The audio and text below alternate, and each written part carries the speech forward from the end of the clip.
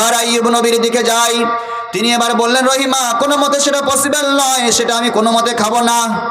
এবার শয়তান তো পাশ থেকে সব শুনলো, মাথায় বজ্রাঘাত পড়লো, হায় হায় কি হবে, আর তো কিছু করার উপায় নাই, কি করব। এখনো পর্যন্ত দেখছি এদের ঈমান নষ্ট করতে পারি না। একটা কথা স্মরণ করাই, যখন আইয়ুব নবীর রাজপ্রাসাদ ধ্বংস হয়েছিল তখন থেকে নিয়ে জঙ্গলে আসা পর্যন্ত 15 বছর কেটেছে। কত বছর কষ্টে কাটছে? কত বছর কাটছে? 15 বছর এমন কষ্টে কাটছে, তবুও ইবলিস আইয়ুব নবীকে কোনো দিক থেকে ঈমান নষ্ট করতে পারে না।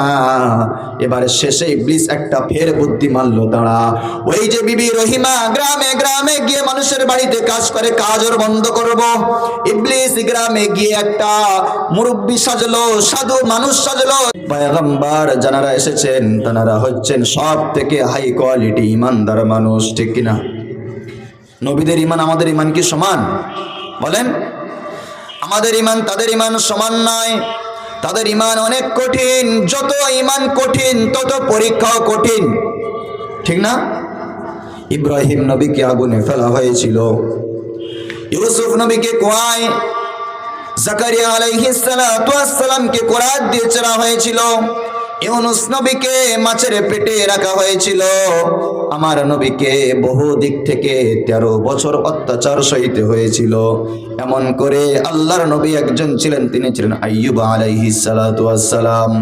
আইয়ুব নবী চেনেন কি? আইয়ুব নবী, আইয়ুব আলাইহিস সালাতু ওয়াস সালাম তিনি আল্লাহর এত ইবাদত করতেন। ইবাদত করার কারণে রব্বুল আলামিন একদিন আসমানের উপরে ফেরেশতাদেরকে ডাকলেন, সাথে ইবলিস তখন ছিল। এখন তো দেখেন যখন বৃষ্টি হয় অনেক সময় দেখেছেন বাজ পড়ে, বজ্রাঘাত পড়ে, পড়ে কি পড়ে না? আপনাদের এখানে পড়ে তো? হুজুর সব জায়গায় তো পড়ে, তাই না? মুফাসসিরিনে কেরাম লিখছেন এই বজ্রাঘাত কেন পড়ে কি জানেন? 2টা কারণ আছে। কয়টা কারণ? 2টা কারণ।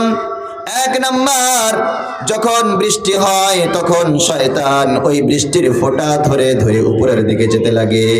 উপরের দিকে গিয়ে রব্বুল আলামিন কি আলোচনা করেন সেগুলো শোনার চেষ্টা করে। 2 নাম্বার, মুফাসসিরিনে কেরাম লেখেন এখান থেকে মেঘগুলো এই জায়গা থেকে হাঁকিয়ে অন্য জায়গায় নিয়ে যাবে বৃষ্টি দেওয়ার জন্য, সেই জন্য একটা ঘাত মারা হয়, সেটা সংঘাত হয়ে দুনিয়াতে পড়ে। যাই হোক না কেন, আমার নবী জন্ম নেওয়ার আগে যত নবী ছিলেন সব নবীদের ব্যাপারে যখন আলোচনা আসমানে চলতো, ওই ইবলিস আসমানে কান লাগিয়ে সব আলোচনা শুনতো। উপরে ওঠার জন্য পারমিশন ছিল না।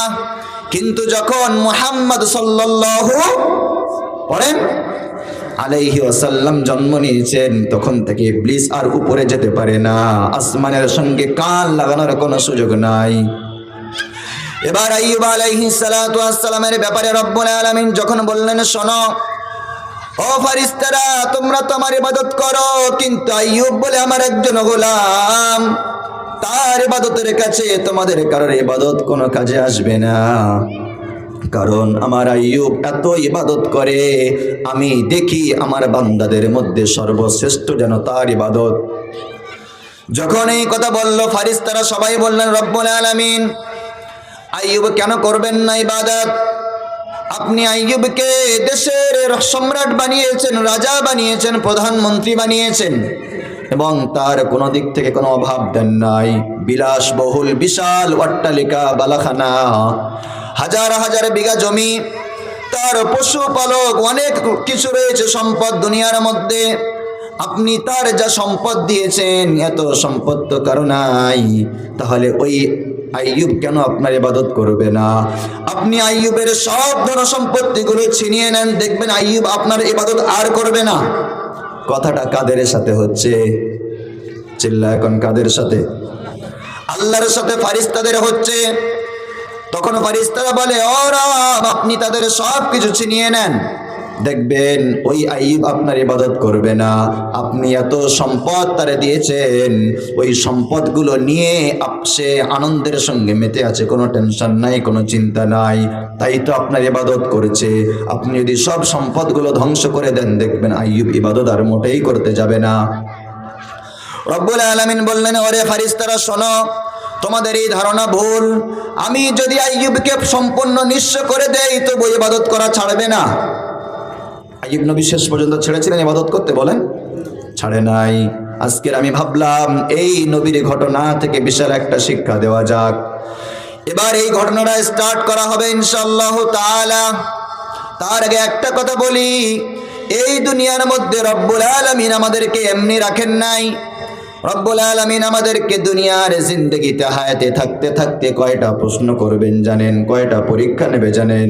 যুবক ভাইরা, এই দুনিয়াতে যদি জন্ম নাও, তোমার জন্য 5টা প্রশ্ন সবসময় রেডি হয়ে আছে। কয়টা প্রশ্ন?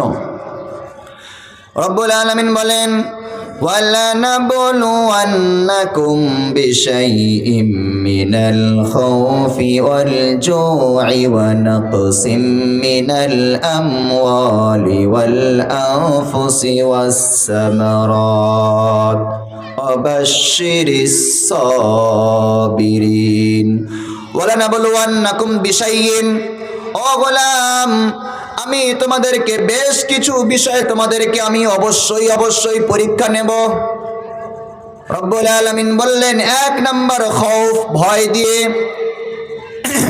ওয়ালানাবলুওয়ান্নাকুম বিশাইইম মিনাল খাউফি, ভয় দিয়ে, ওয়াল জুই, ক্ষুধা দিয়ে, অভাব দিয়ে, ওয়ানাকসিম মিনাল আমওয়াল, তোমার সম্পদগুলো নষ্ট করে দিয়ে।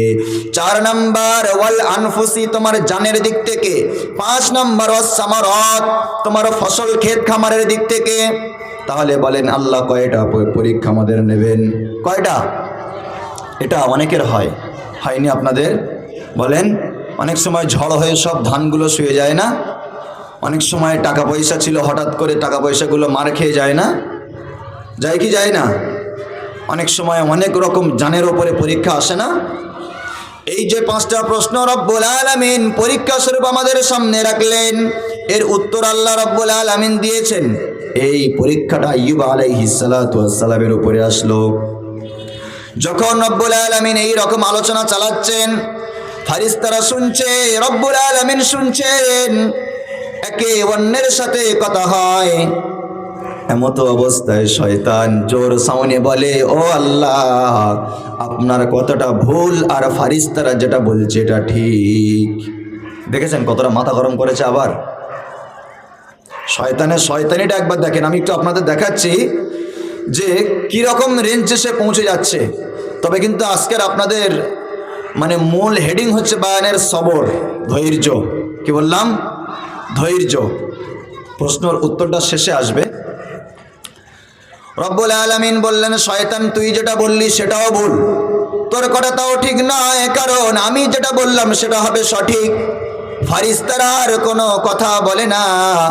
এদিকে শয়তান আল্লাহর সঙ্গে তর্ক বিতর্ক করতে আরম্ভ করলো। আল্লাহ বলে, এই শয়তান, কোনো কথা বলবি না। আমার আইয়ুবকে আমি আল্লাহ খুব ভালোভাবে চিনি। আমার আইয়ুবের যত সম্পদ আমি চিনিয়ে নেই না কেন, আমার আইয়ুব এখন যেমন ইবাদত করছে, আগামীতে আরো বেশি করবে, তো কম করবে না। শয়তান শোনার পরে বলল, আল্লাহ, এটা আমার বুঝে আসে না। যদি তোমার এই কথা হয়, তাহলে আপনি আমাকে আইয়ুবের উপরে একটু কর্তৃত্ব দিয়ে দেন, আইয়ুবের ধন সম্পদের উপরে আমার একটু ক্ষমতা দেন, আমি দেখি আইয়ুবের ঈমানটা নষ্ট করতে পারি কিনা। আল্লাহ বলে, যা, তুই তো চেয়েছিলিস তোর হায়াতটা লম্বা, আমি সেটাও দিলাম। আজকের তুই আমার সঙ্গে চ্যালেঞ্জ করে বললি আইয়ুবের সব সম্পত্তির কারুকার্যতা, কৃতিকালাপ সব তুই তোর আয়ত্তে নিবি, যা, তোর আয়ত্তে দিলাম, আমার আইয়ুবের ঈমানটা নষ্ট করে দেখা। এবার আইয়ুব আলাইহিস সালাতু ওয়াস সালাম হঠাৎ করে একদিন ইবাদত করেন। তিনি তো জানেন না শয়তানের সাথে আল্লাহর এমন কথা হয়েছে, ফারিস্তারা এমন কথা বলেছে, তিনি তো জানেন না। হঠাৎ করে একদিন আইয়ুব নবী ইবাদতের মধ্যে রয়েছেন, শয়তান আশেপাশে ঘোরাফেরা করে। আইয়ুব নবী বুঝতে পেরেছে শয়তান এসেছে আমাকে ধোঁকা দেওয়ার জন্য। আইয়ুব নবী বলে, ও শয়তান, কি ব্যাপার, কেন ঘোরাফেরা করো, কি খবর, কিছু খবর আছে নাকি? শয়তান বলে, হযরত, কোনো খবর নাই, আপনি যে আল্লাহর ইবাদত করেন আমার খুব ভালো লাগে, আমি তাই এই ইবাদতগুলো সুন্দর করে দেখি, আমিও করব তাই। দেখেছেন, সে আবার ইবাদত করবে। এবার আইয়ুব আলাইহিস সালাতু ওয়াস সালাম তিনি ঠান্ডা মাথায় ইবাদত করেন। শয়তান তো এমনি আসে নাই, ও ও দেখতে এসেছে আইয়ুব কিভাবে ইবাদত করে, কিভাবে নামাজ পড়ে, কিভাবে জিকির আজগার করে, তার পরিবারটা কেমন, তার পরিবেশটা কেমন, সবগুলো দেখার জন্য সে আসলো। এসে হঠাৎ করে কোনো কথা না বলে একদিন দেখা যায় আইয়ুব আলাইহিস সালাতু ওয়াস সালাম তিনি সিংহাসনের মধ্যে বসে আছেন রাজপ্রাসাদে, কারণ তিনি তো ছিলেন সেখানকার বাদশাহ, একদিকে নবী আর একদিকে বাদশাহ। ব্যাপারটা বুঝতে পেরেছেন? মানে সুপার পাওয়ার হয়েছেন। ওনার দেশটা ছিল রোম দেশ, যেটাকে এখন আমরা ইউরোপ কান্ট্রি বলে চিনি, শাম দেশ, পরবর্তীতে রোম, এখন হয়েছে ইউরোপ। একদিন হঠাৎ করে আইয়ুব আলাইহিস সালাতু ওয়াস সালাম বসে আছেন, ৩-৪ জন ব্যক্তি হাউ হাউ করে কেঁদে কেঁদে তার সামনে হাজির হয়ে গেল। বললেন, কি খবর? বলে, হযরত, আপনি যে ৩টা বিশাল বিশাল সুন্দর সাদা চকচকে ধপধপে ঘোড়ার উপরে উঠে আপনি সাওয়ারি করতেন, আপনি সাওয়ার হতেন, এদেশ থেকে ওদেশ, জঙ্গলে, সমুদ্রের কিনারায়, আপনি যেখানে ঘুরতে যেতেন আপনার 3টে সাওয়ারি ঘোড়া ছিল, আপনি যে 3টে ঘোড়ার উপরে চড়ে আপনি যেতেন, হযরত সেই 3টে ঘোড়া তো আমরা দেখভাল করতাম। হঠাৎ করে দেখলাম একটা আগুন এসে 3টে ঘোড়ার উপরে আঘাত করার কারণে 3টা ঘোড়া ওখানেই পড়ে মারা গিয়েছে।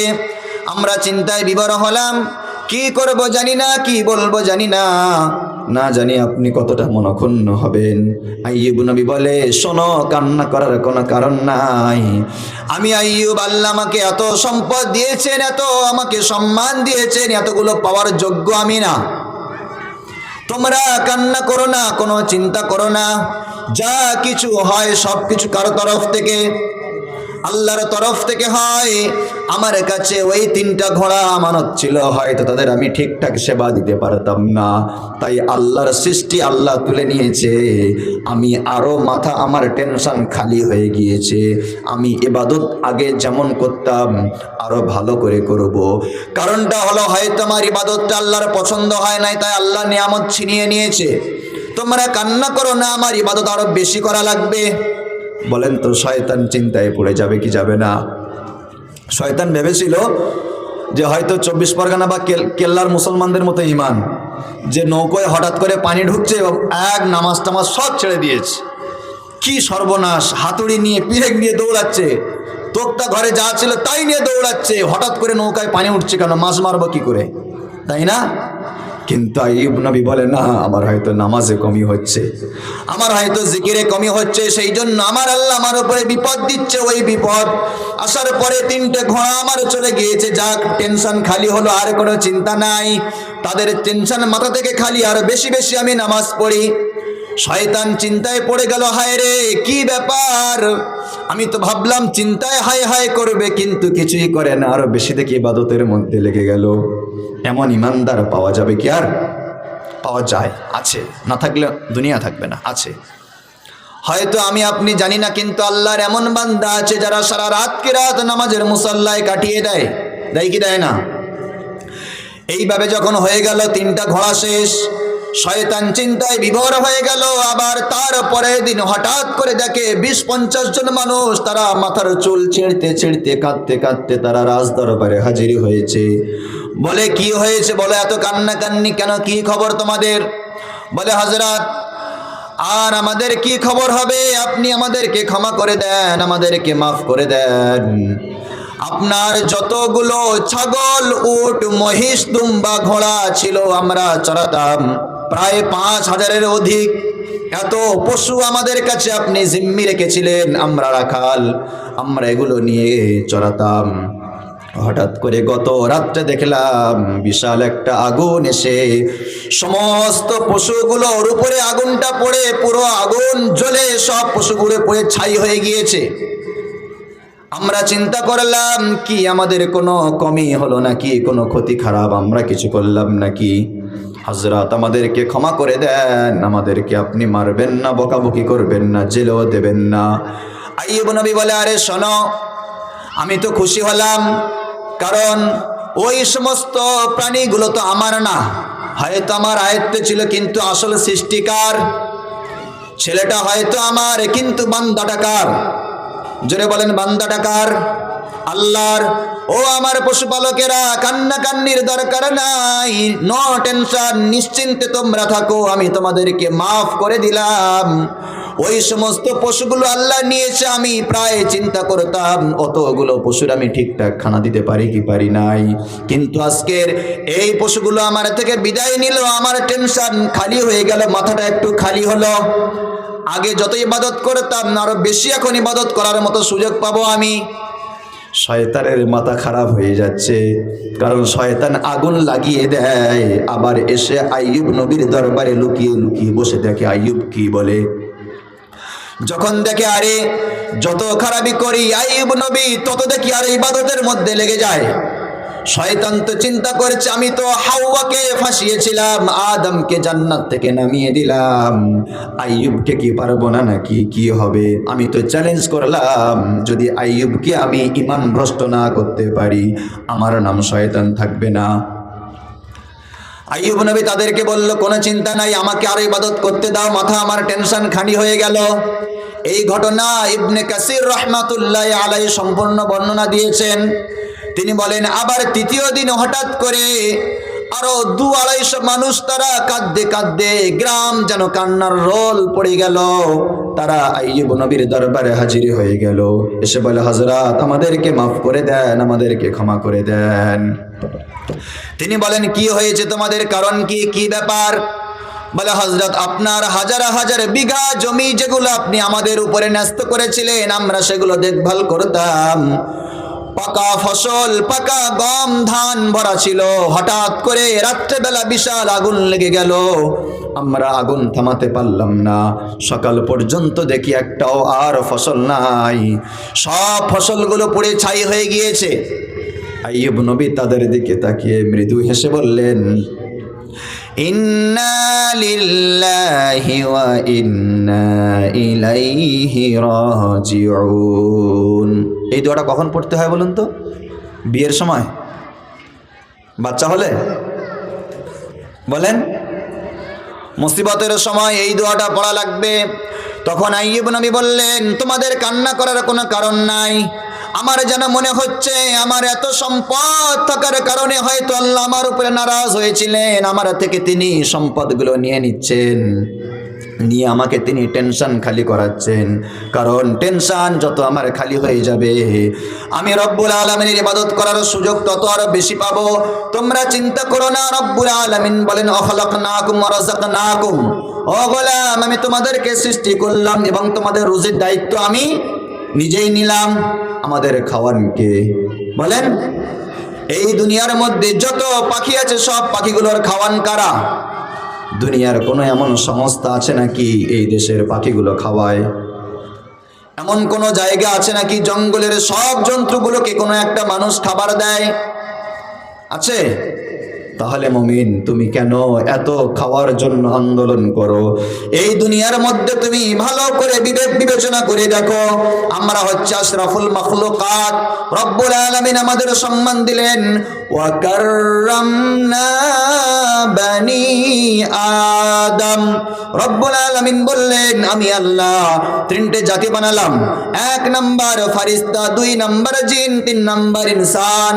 আমি আল্লাহ এই 3 জনের মধ্যে বানি আদমকে অতি সম্মানিত করেছি। করেছে কি করে নাই বলেন? আমাদের সম্মান বেশি না কম? বেশি। রব্বুল আলামিন আমাদের এত সম্মানিত করেছেন, তা সত্ত্বেও দেখবেন আমরা খাওয়ার জন্য আন্দোলন করি কি করি না বলেন? সমুদ্রে বিশাল বিশাল তিমি হাঙর রয়েছে, কত প্রাণী আছে, তারা জীবনে খাওয়ার জন্য আন্দোলন করে না, কিন্তু মানুষ খাওয়ার জন্য আন্দোলন করে। কারণটা কি? আমরা তো শ্রেষ্ঠ সৃষ্টি, আমরা তো শ্রেষ্ঠ মাখলুক, আমরা কেন আন্দোলন করব? সব থেকে ভালো ক্লাসের ছেলেটা যে, তার দিকে স্যারের ধ্যানটা বেশি থাকে কি থাকে না? বাড়ির সব থেকে ভালো ছেলেটা যে, তার দিকে মা বাবার বেশি মন। কিন্তু দেখেন আমরা সব থেকে দামি সৃষ্টি হয়ে কেন আমাদের এত অভাব? আর তারা আল্লাহর তো শ্রেষ্ঠ সৃষ্টি নয়, তারা এমনি সৃষ্টি হয়েছে, কিন্তু তারা জীবনে খাওয়ার জন্য আন্দোলন করে নাই। একমাত্র উত্তর হয়তো আমি যেটা বুঝি, আমি জানি না আপনারা কি বোঝেন, আমি যেটা বুঝি রব্বুল আলামিন এই গোটা বিশ্ব যেটা বানিয়েছেন সব কিছু তার গোলামি করার জন্য। কিসের জন্য? গোলামি করার জন্য না? সমস্ত সৃষ্টি আল্লাহর গোলামি করে কি করে না? ইউসাব্বিহু লিল্লাহি মা ফিস সামাওয়াতি ওয়া মা ফিল আরদ। এই আসমানে এই জমিনে যা কিছু আছে সব কিছু আল্লাহর প্রশংসা করে, সব কিছু আল্লাহর প্রশংসা করে, কিন্তু মানুষ অনেক কম করে। তাই দেখেন যত সৃষ্টি আছে সব সৃষ্টি কিন্তু আল্লাহর ইবাদত গোলামি করে যাচ্ছে, তাই তাদের রুজির অভাব নেই। কিন্তু আমরা মানুষ, আমরা গোলামি করি না। আমরা সপ্তাহে 35 বার ডাক পড়লে 4 বার যাই, 31 বার যাই না। এমন মানুষ পাড়ায় আছে না? নাই, আছে। তবে আল্লাহ তাদের হেদায়েত দিক, দোয়া করো। তাদেরকে খারাপ চোখে দেখবেন না। যারা নামাজ পড়ে না ওদেরকে খারাপ চোখে কোনোদিন দেখবেন না। কারণ আপনি খারাপ চোখে দেখার কারণে, আপনি বড় একটা কটু কথা বলার কারণে হয়তো সে ব্যক্তি ওই জুমায় আসছিল আর হয়তো সেটাও আসবে না। তাদেরকে ভালোবাসতে হবে, তাদেরকে বোঝাতে হবে, তাদের কাছে যেতে হবে, তাই না? এবার দেখেন আইয়ুব আলাইহিস সালাতু ওয়াস সালাম, তিনি বললেন আমার এই হাজার হাজার বিঘার জমির ফসল সব পুড়ে গিয়েছে, যাক কোনো টেনশন নাই, কোনো চিন্তা নাই, তোমরা চিন্তা করো না। আমি এত চিন্তা করতাম আমার এই ফসলগুলো কখন কাটা হবে, কখন ঝাড়া হবে, কখন রেডি করা হবে। আমার এই ফসলগুলো নাই, আর কোনো চিন্তা নাই। আমি আরো ঠান্ডা মাথায়, আমি আরো নিশ্চিন্তে রবের ইবাদত করতে পারবো। এই রকম কথা যখন তিনি রাজপ্রাসাদের মধ্যে বললেন, ইবলিস শুনে মাথা গরম হয়ে যায়। ইবলিস চিন্তায় বিভোর হয়ে গেল। ইবলিস আর কিছু খুঁজে পায় না, কিভাবে আইয়ুবকে আর ভটকাই। আমি যত আইয়ুবের ক্ষতি করার চেষ্টা করি দেখি তার ঈমান আরো বাড়ে না কমে? বলেন, ঈমান বাড়ে না কমে? ঈমান আরো বেড়ে যায়। তারপরে ইবলিস চিন্তা করলো, দাঁড়া, তোমার তো সওয়ারি 3টা ঘোড়া ছিল, সেটাও দিলাম শেষ করে। শত শত উট, গরু, মহিষ, বকরি, ভেড়া, দুম্বা, সেগুলো দিলাম শেষ করে, তবুও চিন্তা যায় না তোমার। তোমার যত বিঘা বিঘা জমি ছিল সবগুলো শেষ করলাম, তবুও চিন্তা যায় না। এবার তোমার কিছু সন্তান আছে, ওনার 10টা ছেলে ছিল।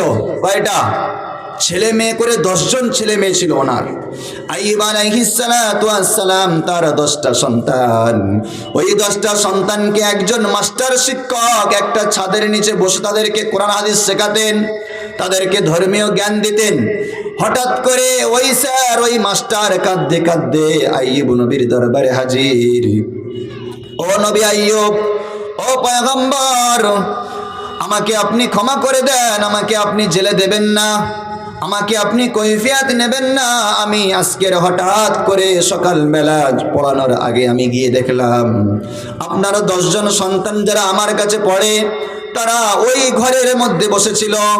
আমি যখন গেলাম, গিয়ে দেখার পরে ওই ঘরের ছাদটা ওই 10টা ছেলের মাথার উপরে পড়েছে। আপনারা 10টা সন্তান সবাই ওই ছাদের নিচে একদম চেপে মারা গিয়েছে, আর কেউ একজনও বাকি নাই।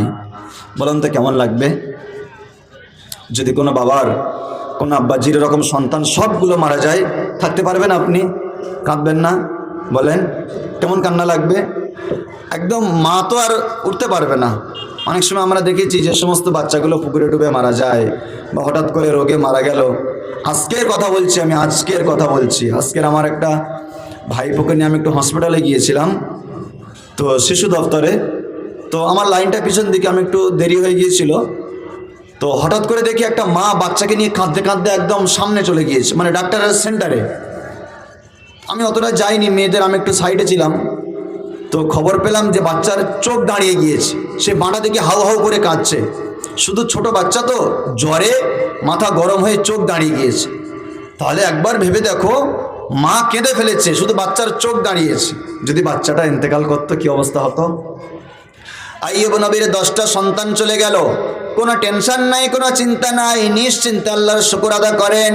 ওরা হয়তো আমার 10টা সন্তান আপনি নিয়েছেন, হয়তো এদের আমি ঠিকঠাক পালন করতে পারতাম না, হয়তো ঠিকঠাকভাবে এদেরকে আমি দিন শিক্ষা দিতে পারতাম না। আপনার দেওয়া সম্পদ আপনি নিয়েছেন, এতে আমার কোনো দুঃখ নাই, আমার কোনো টেনশন নাই, কোনো চিন্তা নাই। শয়তানের তো আরো মাথা গরম হয়ে যায়, শয়তান চিন্তায় পড়ে গেল, হায় এই ভাবলাম হয়তো সন্তানগুলো ছেলে মেয়েগুলো সবগুলো নষ্ট করলাম, হয়তো এবার কিছু কান্নাকান্নি হয়তো করবে, হয়তো একটু ওই চেয়ার ছেড়ে রাজপ্রাসাদ ছেড়ে হয়তো দৌড়ে গিয়ে দেখবে যে সন্তান কোটা কোথায় মরে আছে।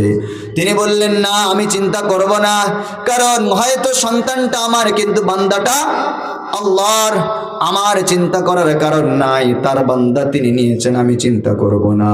আমি আইয়ুব, আমি চিন্তায় বিবর হয়ে যাই, হয়তো আমার একটা কমি আছে, আমি ইবাদত ঠিকঠাক করতে পারছি না, আমার নামাজ, আমার জিকির, আমার তাসবিহ হয়তো ঠিকঠাক হয় না, সেই জন্য হয়তো রব্বুল আলামিন আমার থেকে ছিনিয়ে নেয়। এই চিন্তা ভাবনা করে তিনি আরো ইবাদতের মধ্যে মন দিলেন। শয়তান তো চিন্তায় মাথা খারাপ, কি হবে আর কি করে আমি আইয়ুবকে পথ ভটকে দেবো, কিভাবে আর তার কি করতে পারি। এই চিন্তা ভাবনা করতে করতে ইবলিস এখন শেষ চিন্তা করলো, দাঁড়াও, এই যে 4 দিন পর পর এত বড় বড় বালা মুসিবত আসার পরেও ও আইয়ুব তোমার একটু মনে কিছু হয় না, তুমি আর ইবাদত বেশি করো। এবার একটা শেষ কাজ আমি করি। রাত্রেবেলা সব মানুষ রাজপ্রাসাদে যারা যেখানে ঘুমায় সেখানে সবাই ঘুমিয়ে আছে। হঠাৎ করে আইয়ুবের রাজপ্রাসাদগুলো এত বিশাল প্রবল ঝড় বৃষ্টি আসলো, পুরো রাজপ্রাসাদ রাজবাড়ি একদম সব কিছু ভেঙে চূর্ণ চূর্ণ হয়ে গেল, কিছু আর নাই। যত মানুষ ছিল সব মানুষগুলো মারা গেল, কেউ আর বেঁচে নাই। মাত্র 5 জন মানুষ বেঁচে আছেন, আইয়ুব নবী আছেন আর 4 জন বিবি সাথে বেঁচে আছেন। সকালবেলা ঘুম থেকে উঠে দেখে পুরো রাজপ্রাসাদ একদম ধূলিসাৎ হয়ে গিয়েছে, কিছুই নাই, সব মানুষগুলো লাশ হয়ে গিয়েছে, আর কেউ বেঁচে নাই। একমাত্র 4টা বিবি আর তিনি বেঁচে আছেন। এবার বিবিগুলো বলছে, হযরত ঘর বাড়ি তো ভেঙে গিয়েছে, কি করা যাবে, আর কি করব আমরা। আইয়ুব নবী বলে, শোনো, চিন্তার কোনো কারণ নেই, কারণ এই যা কিছু হচ্ছে সব কিছু দেখছেন একজন, তিনি কে? তিনি কে? আল্লাহ। সব কিছু আল্লাহ দেখছেন। আর রব্বুল আলামিন তো বলেছেন, আমি তোমাদের পরীক্ষা নেব ক্ষতি খারাপ করে। ওয়ানাকসিম মিনাল আমওয়াল, তোমাদের সম্পদের মধ্যে ক্ষতি দেব, সম্পদের মধ্যে ক্ষতি খারাপ আসবে। হঠাৎ করে ঘরের দেওয়ালটা ভেঙে পড়ে যাবে, হঠাৎ করে ঘরের ছাদটা ভেঙে যাবে।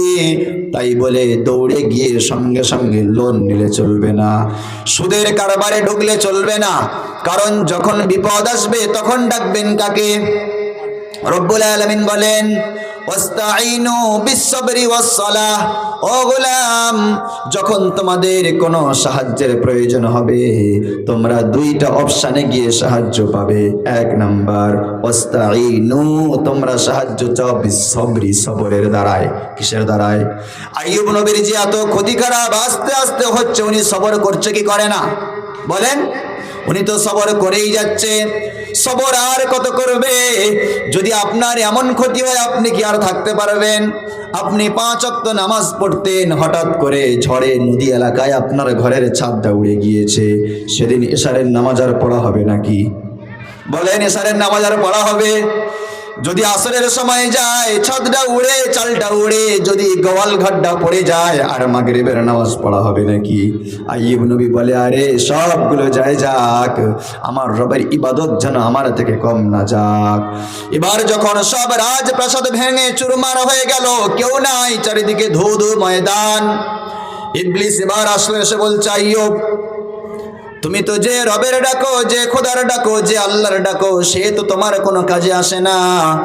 তুমি যদি কোনো আল্লাহ ছাড়া অন্য কারোর ডাকতে তোমার কাজে আসতো, তুমি পূজা পাঠে লেগে যাও, তুমি আর আল্লাহকে ডেকো না। তুমি আরাধনা অন্য দেবদেবীর করো, তুমি আর আল্লাহর করো না।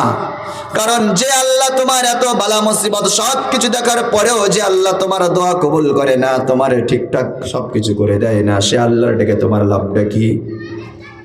আইয়ুব নবী বলে, এখান থেকে সরে যাই প্লিজ, তোকে আমি খুব ভালোভাবে চিনি। তুই বাবা আদমকে ঠকিয়েছিলিস, মা হাওয়াকে ঠকিয়েছিস, আমাকে ঠকাবি বলে নাকি? বরং তোর এই যুক্তি শুনে যদি কিছুক্ষণের জন্য আমি এই কথা মেনে নেই, তবে আমি আরো বেশি ইবাদত করে আমার রবের মনটা খুশি করে দেব। সুবহানাল্লাহ। দেখেছেন ইমানটা কোথায়? মানে সবরের হেডিং এর উপরে আমি আসছি, ব্যাপারটা বুঝতে পেরেছেন? এবার 4 জন বিবি নিয়ে একটা কোণে ঘর বানানো হলো। ঘর বানানোর পরে সেখানে 1 মাস 2 মাস 6 মাস পর্যন্ত থাকেন, কোনো সমস্যা নাই, যা কিছু আছে খাওয়া দাওয়া করেন, কোনো সমস্যা নাই। ইবলিস ক্রমাগত আসে আইয়ুব নবীর কাছে আর বহু রকমের কুমন্ত্রণা দেয়, ও আইয়ুব এই হলো তাই হলো, দেখো এত কিছু হলো, কিছু নাই, 4টা বিবিও ভালো করে খেতে পায় না, তুমি সব কিছু ছেড়ে দাও। শেষে নবী বললেন, ও শয়তান, এইবার শেষ ওয়ার্নিং দিচ্ছি, আমার ধারে পারে আর আসবি না। আইয়ুব নবী এমন কথা বলার পর শয়তান বলল, আচ্ছা শোনো, আমি তোমার ভালো যুক্তি দেওয়ার জন্য, ভালো পরামর্শ দেওয়ার জন্য তো আসলাম, তুমি হয়তো আমার পরামর্শ নেবে না, আমি জানি তুমি আমার কথা বুঝবে না, তুমি এই গর্তে আছো, থাকো। বলে ইবলিস বলে, এবার আমি চলে যাব, তবে শেষে একটা কথা বলি রে আইয়ুব, সেই কথাটা কানে কানে বলা লাগবে, গোপনীয় কথা। আইয়ুব নবী আরে বলে, বল, দূর থেকে বল। বলে, না, গোপন কথা দূর থেকে বলা যাবে না, কাছাকাছি এসে বলা লাগবে। আইয়ুব নবীর কানটা শয়তান নিজের মুখের ধারে নিল, গোপন কথা বলা দূরের যাক, শয়তান পাপাচার দুষ্ট ইবলিস আইয়ুব নবীর নাকে আর কানের মধ্যে ফুঁক দিয়ে দিল। ঘটনা মনে আছে টুকটাক, কানে পড়েছিল কি ব্যাপারটা? একটু বলি এই জন্য যে পার্থিব জীবনে আমাদের কতটা সবর বলে একটা জিনিস প্রয়োজন। রাস্তায় যখন আপনি ড্রাইভ করবেন, যখন আপনি গাড়ি চালাবেন, আপনি মনে করবেন না যে পুরো রাস্তাটা এরকম সুন্দর। অনেক জায়গায় এমন আছে বাম্পার, অনেক জায়গায় পানি, অনেক জায়গায় কাদা, অনেক জায়গায় গাড্ডা, সব কিছু কাটিয়ে গন্তব্যে পৌঁছানোর নাম হচ্ছে ড্রাইভার, ঠিক কিনা? এই দুনিয়ার জীবনটা ঠিক তেমন, কখন একটা মুমিনের জন্য কান্না, কখন হাসি, কখন দুঃখ, কখন কষ্ট, কখন চিন্তা, কখন টেনশন, কখন পেরেশান, কখন বিপদ, সব কিছু কোরআন হাদিসের উপর দিয়ে সুন্দরভাবে জীবনটা পার করার নাম হচ্ছে মুমিন। নাম হচ্ছে কি? মুমিন। আপনাদেরকে প্রশ্ন করি, নারী আর পুরুষের মধ্যে সব থেকে বেশি সবর করার ক্ষমতা আল্লাহ কাদের দিয়েছেন? নারীদের না পুরুষের? বলেন, মায়েদের সবর ক্ষমতা, ধৈর্য ক্ষমতা বেশি না ছেলেদের? মেয়েদের। ভাই সঠিক কথা বলেছ। কারণটা কি জানেন? আমি একটা কথা বুঝি, ঈদের দিন কেউ কাজে যান? আপনারা কেউ কাজে যান ঈদের দিন? কিন্তু যত ঈদ হোক না কেন, রান্না করার ছুটি কোনোদিন মায়েরা পায় না। পায়? বলেন, যত ঈদ হোক আর যাই হোক, এই যে জলসা হচ্ছে, হয়তো ভাবছে গিয়ে একটু হুজুরের ওয়াজ শুনি, একটু কোরআন হাদিসের কথা শুনি, কিন্তু এত আজকের দিনে আরও রান্নার চাপ, তাই না? এখান থেকে খাওয়া দাওয়ার ব্যবস্থা করা হয়নি তো মেহমানদের জন্য, বাড়িতে কুটুমদের জন্য তো আর সবার তো হয়ে উঠবে না নাকি? 300 ঘর মানে প্রায় 1000-এর উপরে মানুষ, আল্লাহ ভালো জানে, যাই হোক ওদিকে নয়। এবার শুনেন, আইয়ুব আলাইহিস সালাতু ওয়াস সালামকে শয়তান ক্রমাগত ধোঁকা দিচ্ছে, কিন্তু কোনো দিক থেকে পেরে উঠছে না। শয়তান বারবার চিন্তায় পড়ছে, কি হবে কি হবে জানি না। ওই যে ফুৎকার দিয়ে শয়তান চলে গেল, সন্ধ্যার সময় আইয়ুব নবীর নাকে আর কানে ফুঁক দেওয়ার কারণে সারা রাত আল্লাহর নবী খুব একটা বিভোর জ্বরের মধ্যে তার কাটলো। সকাল যখন হয়ে গেল, শরীরটা আস্তে আস্তে ফোলা শুরু করলো, শরীরটা ব্যথা হওয়া শুরু করলো। 1 দিন 2 দিন 3 দিন 4 দিন যাওয়ার পরে শরীরে একটা একটা ফোসকা পড়া শুরু করলো, ঠোসা ঠোসা হয়ে গোটা শরীরে একটা পানি জমতে আরম্ভ করলো। সঙ্গে সঙ্গে বিবি রহিমা সহ আর সব বিবিরা দৌড় দিল ডাক্তারখানায়। ও ডাক্তার, আপনি আসেন, হাকিম সাহেব, আমাদের নবী আইয়ুব, আমাদের স্বামী, দেখেন কি হয়েছে কি হয়েছে, আমরা কিছু বুঝি না। বিবিরা তো আর শয়তানকে দেখতে পায় না, তারা তো আর দেখে নাই যে আইয়ুব নবীর নাকে আর কানে শয়তান ফুঁক দিয়ে চলে গিয়েছে। এবার বিবিরা চিন্তায় বিভোর হয়ে যায়। আইয়ুব আলাইহিস সালাতু ওয়াস সালাম আর হাঁটতে পারে না, চুপচাপ শুয়ে আছেন, ওঠার মতো ক্ষমতা নাই, তিনি চুপচাপ বিছানায়।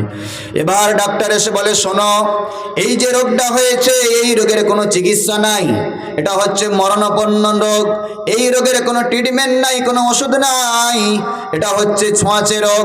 এই রোগের কাছে যারা থাকবে, যারা এর সাথে ওঠা বসা করবে, তাদের মধ্যেও হতে পারে। এটা হচ্ছে একটা ব্যাধি, যে ব্যাধির কোনো চিকিৎসা এখন আমাদের কাছে নাই। এবার সব বিবিরা আতঙ্কে রয়ে গেল, কিন্তু একজন বিবি আতঙ্কের মধ্যে নেই। সেই বিবির নামটা কি বলেন? রহিমা। সেই বিবি আতঙ্কের মধ্যে নেই, কারণ তার ভালোবাসা ছিল অপূর্ব, কারণ তিনি হচ্ছেন একজন নবীর ঘরের মেয়ে। কারণ ইউসুফ নবীকে আপনারা চেনেন, ইউসুফ নবীকে, ইউসুফ নবীর সঙ্গে বিবাহ যারা হয়েছিল তার নাম কি? জুলেখা। জুলেখার গর্ভের সন্তান, তার ঘরের নাতি হচ্ছে মা রহিমা, তার ঘরের নাতি হচ্ছেন মা রহিমা। মানে আইয়ুব নবীর নানা শ্বশুর হচ্ছে ইউসুফ নবী। কে? ইউসুফ নবী। আর নানি শাশুড়ি হচ্ছে জুলেখা, তাই না? তো নবীদের সঙ্গে চেন সিস্টেম আছে, অন্তরটা অবশ্যই একটু মায়াশীল হবে। যারা দেখবেন আলেম পরিবারের সঙ্গে যুক্ত, ওদের অন্তরটা অনেকটা নরম হয়।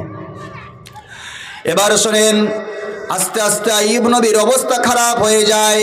ওই জায়গাগুলো ঠোসা পড়েছিল, যে জায়গাগুলো, সেখানে আস্তে আস্তে পোকা জমতে শুরু করে। একটা দুইটা নয়, বরং পোকা সেখানে থাকতে থাকতে গোটা গোস্ত মাংসগুলো পচে গেল। এমনকি পোকার সাথে শরীরের গোস্তগুলো মাটির মধ্যে অনেক সময় পড়ে যায়, মাটির মধ্যে ওই গোস্তগুলো পড়ে যায়, পোকাগুলো পড়ে যায়। এত কষ্ট হয়, আইয়ুব নবী উঠে তো দাঁড়াতে পারে না, এটা বন্ধ হয়ে গিয়েছে। আইয়ুব নবী উঠে দাঁড়াতে পারে না। আইয়ুব নবী বিবি রহিমাকে বলে, রহিমা একটু গরম পানি করে দাও। স্বামীর খেদমত কেমন করতে হয় মায়েরা শোনেন। আপনার স্বামী হঠাৎ করে ঠান্ডার সময় অনেক রাত করে বাড়ি ফিরলো, দরজায় আওয়াজ দিল, আপনি উঠলেন, ভালো কথা, কিন্তু ভাতটা যে ঠান্ডা হয়ে গিয়েছে, গরম করার দরকার। আপনার মনে নাই স্বামী ঠান্ডা ভাত খেয়ে শুয়ে পড়ে কি পড়ে না? সে পড়ে না? এবার শোনেন, বিবি রহিমা বলে, স্বামী আমার, আপনি চিন্তা করবেন না, আপনার শরীরে যত পোকা আছে সবগুলোর দায়িত্ব আমার। কিভাবে সাফ করব, কিভাবে কি করব, আপনার চিন্তা করা লাগবে না, সবকিছু আমি সাফ করে দেব, আপনি টেনশন নেবেন না। বিবি রহিমা স্বামীর জন্য খেদমতে নিয়োজিত হয়ে গেলেন। এবার 1 মাস, 2 মাস, 3 মাস, 4 মাস, আস্তে আস্তে যত সময় গড়াচ্ছে তত আইয়ুব নবী আরো জব্দ হয়ে যায়। আস্তে আস্তে কথা বলার মতো শক্তি নাই, উঠে বসতেও পারেন না, জোরে কথা বলতে পারেন না, পাশ ফিরেও তিনি বসতে পারেন না।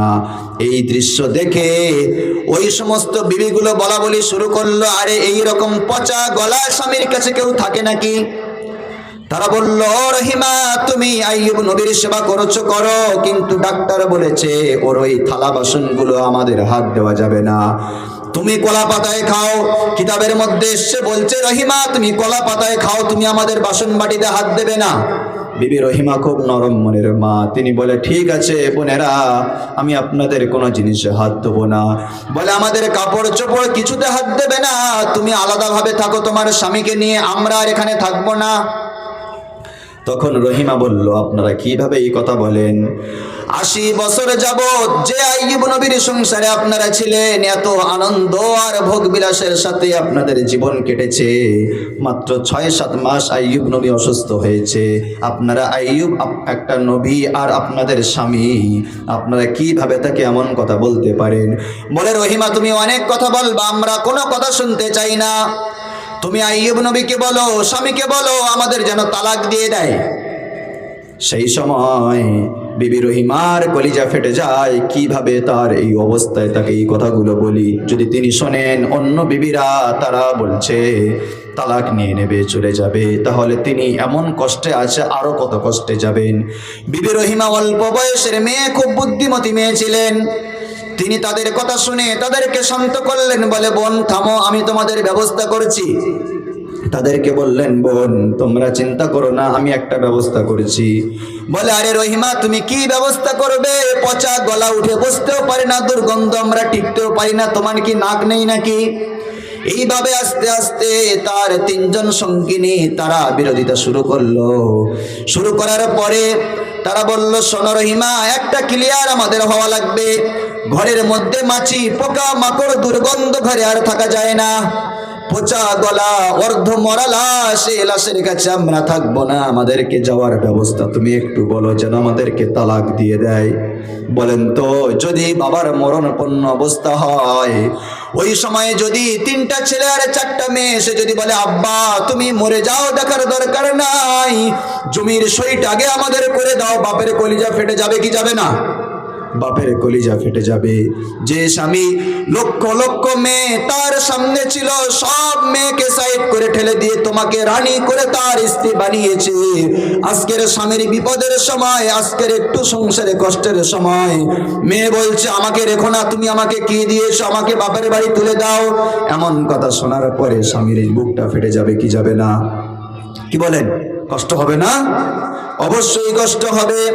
সেই সময় রহিমা চিন্তা করলেন না, এমন কথা বলা যাবে না। তিনি আইয়ুব নবীর কাছে গেলেন, সালাম দিয়ে বলছেন, হযরত কেমন আছেন?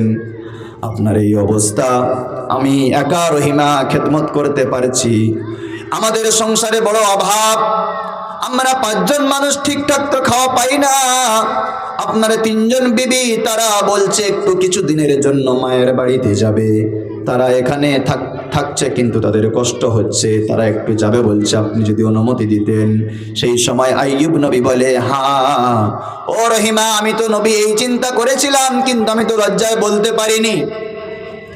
আমি যখন বিছানায় শয্যায় শয়িত হলাম তখন আমি ভাবলাম তোমাদের খানা পিনা অসুবিধা হয়, আমি তখন ভেবেছিলাম যে তোমাদেরকে যদি কেউ মায়ের বাড়ি যেতে চায় পাঠিয়ে দেব, কিন্তু হয়তো ভাববে আমাদেরকে তাড়িয়ে দিচ্ছে, কিন্তু লজ্জায় আমি বলতে পারিনি, যদি আজকের তারা স্বেচ্ছায় যেতে চায় তাদেরকে অনুমতি দিয়ে দাও। যখন বিবি রহিমা এমন সুন্দর কৌশলে স্বামীর কাছ থেকে অনুমতি নিলেন, অনুমতি নেননি, যদি তখন তিনি বলতেন যে ওদের আপনার কাছে তালাক চাচ্ছে, ওদেরকে তালাক দেন, কত কষ্ট হতো। উনি বললেন তারা একটু মায়ের বাড়ি যাক, তারা যেতে চায় না, তাদেরকে আমি দায়িত্ব নিয়ে বলছি, কারণ খাওয়ার কষ্ট হচ্ছে আপনার বাড়িতে, আমি আপনার সামলে নেব, তারা একটু যায় যাক। তখন তিনি বললেন ঠিক আছে, পারমিশন দিয়ে দিলাম। 3 জন বিবি তারা চলে গেল, কেউ আর আসে নাই। এবার এমন অবস্থা, ডাক্তার আর ওষুধ দেয় না, কোনো দাওয়াও দেয় না, কোনো চিকিৎসা আর নাই। এইভাবে আইয়ুব নবী ঘরের মধ্যে পড়ে আছে, লোকজন কেউ দেখতে আসে না। হঠাৎ করে গ্রামের যারা মেম্বার ছিল তারা দল বেঁধে আইয়ুব নবীর ঘরে এসে বলছে, এই যে লাশ এখানে পড়ে আছে, আমরা গ্রামের সব জায়গায় থেকে গন্ধ পাচ্ছি, আগে লাশটা এখান থেকে হটাও, ও রহিমা এই লাশটা এখান থেকে বার করো। তখন রহিমা বলেন, আমার স্বামী তোমাদের বাদশা ছিল, তোমাদের ঘর বিল্ডিং বালাখানা সব করে দিয়েছে, তোমাদের জন্য রাস্তাঘাট পানি খাল বিল সব ব্যবস্থা করেছে, আজকের তিনি অসুস্থ, তোমরা এমন কি করে বলো? তারা বলে কোনো কথা শুনবো না, তাড়াতাড়ি এখান থেকে বিদায় নাও, কারণ এই যে রোগ আইয়ুবের ধরেছে, এই রোগ গ্রামে ছড়িয়ে গেলে আমরাও বাঁচতে পারবো না। এবার বিবি রহিমা আল্লাহর কাছে কাঁদে, আল্লাহ কি করব আমি? একবার স্বামীর মুখের দিকে তাকায়, একবার আল্লাহর কাছে হাত তোলে। আইয়ুব নবী মৃদু স্বরে ডাক দেয়, রহিমা শোনো, ও রহিমা, আমি যা অসুস্থ হয়েছি হয়তো আমি আর সুস্থ হতে পারবো না, বরং 3 জন তোমার বোন আমার স্ত্রী চলে গিয়েছে, তুমিও চলে যাও, কারণ তোমার এই টকটকে সুন্দর শরীরটা আমার কাছে রেখে তুমি নষ্ট করো না, তুমি হয়তো এই রোগে আক্রান্ত হয়ে যাবে, তুমি চলে যাও। রহিমা কেঁদে বলে, আমি কেন যাব? বলে না, তুমি চলে যাও, আমি একা অসুস্থ, আমি তো আর হয়তো বেঁচে উঠে দাঁড়াতে পারবো না, আমাকে রাতের অন্ধকারে শিয়াল কুকুর এসে আমাকে হয়তো খেয়ে নেবে, আমার জীবন সমাধি হয়ে যাবে। রহিমা, ওই যে গ্রামের মানুষগুলো এসে তোমাকে হুমকি ধামকি দিল, হয়তো ওরা এসে তোমাকে মারধর করতে পারে, আমি তোমাকে খুব ভালোবাসি গো রহিমা, আমি সহ্য করতে পারবো না, আমি তোমাকে যাওয়ার অনুমতি দিচ্ছি, তুমি চলে যাও। রহিমা আইয়ুব নবীর ওই পচা গলা পায়ের উপরে ঝাঁপ দিয়ে পড়ে ঝরঝরে করে কাঁদে আর বলে, স্বামী, একটা নারী হয়ে জন্ম নেওয়ার পিছনে স্বামীর সেবার থেকে বড় জিনিস বলে আর কিছু নাই। রব্বুল আলামিন বিশ্ব নবীর দ্বারা জানায়, যদি কোনো মহিলা, যদি কোনো মা ইন্তেকাল করে, যদি কোনো মা দুনিয়া থেকে বিদায় নেয়, আর তার স্বামী যদি তার প্রতি খুশি থাকে, আর যখন ওই মহিলাটার খাটিয়া করে নিয়ে কবরস্থানের দিকে নিয়ে যাওয়া হয়, আর তার স্বামী যদি বলে আমার বিবি সত্যি ভালো ছিল, সত্যি ওর গুণটা ছিল সুন্দর, আমার বিবি সত্যিকারে ভালো মেয়ে ছিল, আমার রব্বুল আলামিন বলেন ওই মেয়েটা যত পাপ করুক না কেন, আমি ওই মেয়েটাকে, ওই বান্দিটাকে জান্নাতি বলে ঘোষণা করে দেই। এবার রহিমা বলছে, না আমি যাব না, আমাকে আল্লাহ বানিয়েছেন আপনার সেবা করার জন্য, নারী জাতির সব থেকে বড় জিনিস হচ্ছে সেবা করা, আমি একদিন আমার কিছু ছাত্রীকে প্রশ্ন করলাম, দেখো বোন, তোমরা আমার হয়তো ছাত্রী, আমি একজন ইয়াং ছেলে, একটা মেয়ে কি চায় সেটা আমি জানি। মেয়েরা সবসময় স্বামীর কাছে ভালো খাওয়া চায় না, ভালো পড়া চায় না, ভালো থাকা চায় না, একটু কি চায়? একটু কি চায় স্বামীর কাছে? ভালোবাসা চায়। ওটা তো ছেলেরা জানে, তোমরাও জানো, সবাই বলে মেয়েরা স্বামীর কাছে একটু ভালোবাসা চায়, একটু ভালোবাসা দিলে আর কিছু লাগে না। কিন্তু একটা ছেলে একটা মেয়ের কাছে কি চায় তোমরা কি জানো? বলে হুজুর জানি না। একটা স্বামী তার স্ত্রীর কাছে কি চায়? তোমরা তো স্ত্রী হবে, তোমরা তো মা, তোমরা তো ভাবি, কাকি, মেয়ে হয়েছো, তোমরা কি চাও আমরা জানি, কিন্তু স্বামীরা কি চায় তোমরা কি জানো? বলে না। আমি বললাম স্বামীরা তিনটা জিনিস চায়। কয়টা জিনিস? এক নম্বরে স্বামীরা চায় খিদমত, দুই নম্বরে সম্মান, তিন নম্বর হুকুম মানতে হবে তার। আপনার স্ত্রীর কাছে আপনি টাকা চান, বাড়ি কিছু চান, কি চান? এক নম্বরে খিদমত। এগুলো মায়েদেরকে জানতে হবে তো, যে স্বামীর জন্য শুধু জোরের কাজ করলে হবে না, সারাদিন মাস বাঁচলে হবে না, স্বামীর খেদমতটাই যথেষ্ট। যাই হোক, বিবি রহিমার এই অবস্থা। হঠাৎ করে তার পরের দিন আবার সেই লোক, আরো বেশি জন কিছু মানুষ আসলে এসে বলছে, রহিমা, কাল তোমাকে বললাম এখান থেকে বার হওয়ার কথা, তুমি কেন বার হলে না? এখান থেকে বার হয়ে যাও, তোমার সময় দিলাম। ও রব! তখন রহিমা কেঁদে বলে, রব গো, এই সময় আকাশে তো বৃষ্টি হয়, ঠান্ডার সময়, সেই সময় আবার ঠান্ডা পড়েছে, আবার বৃষ্টি হচ্ছে। আইয়ুব নবী ওই জায়গায় বসে কাতরাচ্ছে, শুয়ে কাতরাচ্ছে, ঠিকঠাক ভাবে দাঁড়াতে পারে না। লোকেরা এসে আবার হুমকি ধামকি দিচ্ছে, এখনই গ্রাম থেকে বিদায় নাও। বিবি রহিমা বলে, সকালটা হওয়ার সময় দাও, কারণ এই গভীর রাত, ঠান্ডার সময় আবার আকাশ থেকে বৃষ্টি নামছে, কোথায় যাব স্বামীটাকে নিয়ে? বলে, জানি না কোথায় যাবে, তুমি কোথায় যাবে যাও, আমাদের কোনো জানার দরকার নাই। এই বলার পরে তখন আইয়ুব নবী বলে, ও রহিমা, আমি তো তোমাকে বললাম তুমি আমাকে রেখে চলে যাও, কারণ তুমি আমাকে নিয়ে কোথায় যাবে? আমি তো উঠে হাঁটতে পারি না, আমার সব সম্পদ শেষ হয়ে গিয়েছে, আমার অর্থ সম্পদ সব শেষ, শুধু আমি মাত্র বেঁচে আছি, শরীরটাও শেষ, আমি কিছু তো করতে পারবো না। তুমি আমাকে তোমার কাঁধেও তুললে, আমার গায়ের পচা গোস্ত মাংসগুলো তোমার গায়ে লাগবে, তোমার গায়ে রোগ হয়ে যাবে, তুমি আমার গায়ে ভালো করে যেন নিও না, তুমি আমাকে যেন তুলো না, তুমি চলে যাও, রাত্রে কুকুর শিয়াল এসে আমাকে খেয়ে নিক। বিবি রহিমা অঝর নয়নে কাঁদে আর বলে, স্বামী গো, আপনি শত শত মেয়েকে সাইড করে দিয়ে আমাকে আপনি আপনার বিবি বানিয়েছেন, আপনি এমন অবস্থায় যদি আমি আপনার কাছে থেকে চলে যাই, রবের সামনে জবাব দিতে পারবো না। যখন এই কথা বললেন, আইয়ুব নবী বললেন, ও রহিমা, কি করা যায় বলো?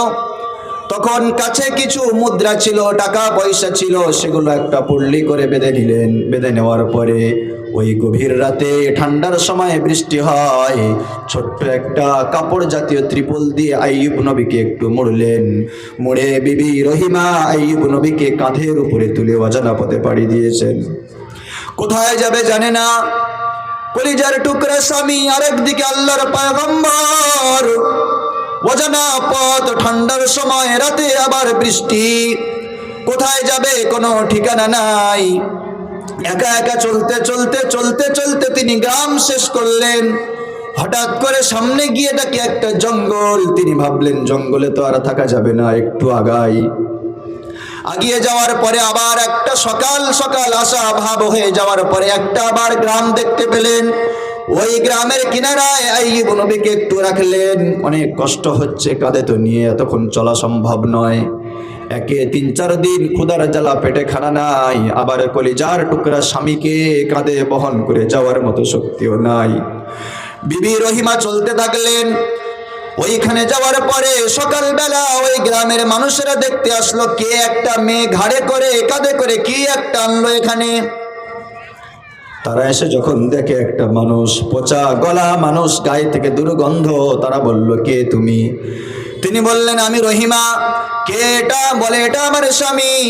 কি অবস্থা, বলে আমার স্বামীর এইরকম রোগ হয়েছে, আমাদের গ্রাম থেকে বার করে দিয়েছে, আমি আমার স্বামীকে কোথায় ফেলবো, আমি আমার স্বামীকে নিয়ে হাঁটতেছি, আপনাদের এখানে এসে বসলাম। বলে কে তুমি, কোনো পরিচয় জানি না, এখান থেকে নিয়ে তুমি চলে যাও। বিবি রহিমা আল্লাহর কাছে কাঁদে, ও রব, আমার তো ঘর নাই, বিল্ডিং নাই, বালাখানা নাই, কিছু নাই, আমি আমার স্বামী আইয়ুবকে নিয়ে কোথায় যাব রব গো, তুমি ঠিকানা বলে দাও। আইয়ুব নবীকে নিয়ে তিনি আবার চলতে চলতে চলতে চলতে বিকাল হয়ে গেল, একটা গ্রামের কিনারায় গেলেন, তারাও থাকার জায়গা দিল না। এই রকম কন্ডিশন দেখে তারাও বলল চলে যাও। শেষমেশ রহিমা বলে, স্বামী আমার, ও আল্লাহর পয়গম্বর, আপনি বলেন। আমি তো রহিমা চেষ্টা করে দেখছি, কোথাও কেউ আমাদের থাকতে দেয় না। তখন আইয়ুব নবী বলে, শোনো রহিমা, তুমি আমাকে বরং নিয়ে ওই জঙ্গলের দিকে এগিয়ে চলো, যেখানে কোনো মানুষজন নাই, কেউ দেখতে পাবে না, সেখানে নিয়ে চলো, সেখানে আমাকে রেখে দাও। নচেত যদি তুমি আমাকে গ্রামের কিনারায় রাখো, এই গ্রামের পচা দুর্গন্ধ আমার গ্রামের মানুষ বুঝতে পেরে আবারও এসে আমাকে তাড়িয়ে দেবে। এটাই সিদ্ধান্ত নিলেন বিবি রহিমা। স্বামীকে কাঁধে করে তুলে তিনি নিয়ে চলে যাচ্ছেন। একদম গভীর জঙ্গলের মাঝখানে তিনি স্বামীকে রেখে দিলেন। কিছু পাতা আর ঘাস দিয়ে, কিছু কাঠ দিয়ে একটু ছাউনি মতো করে দুইজনা আছেন।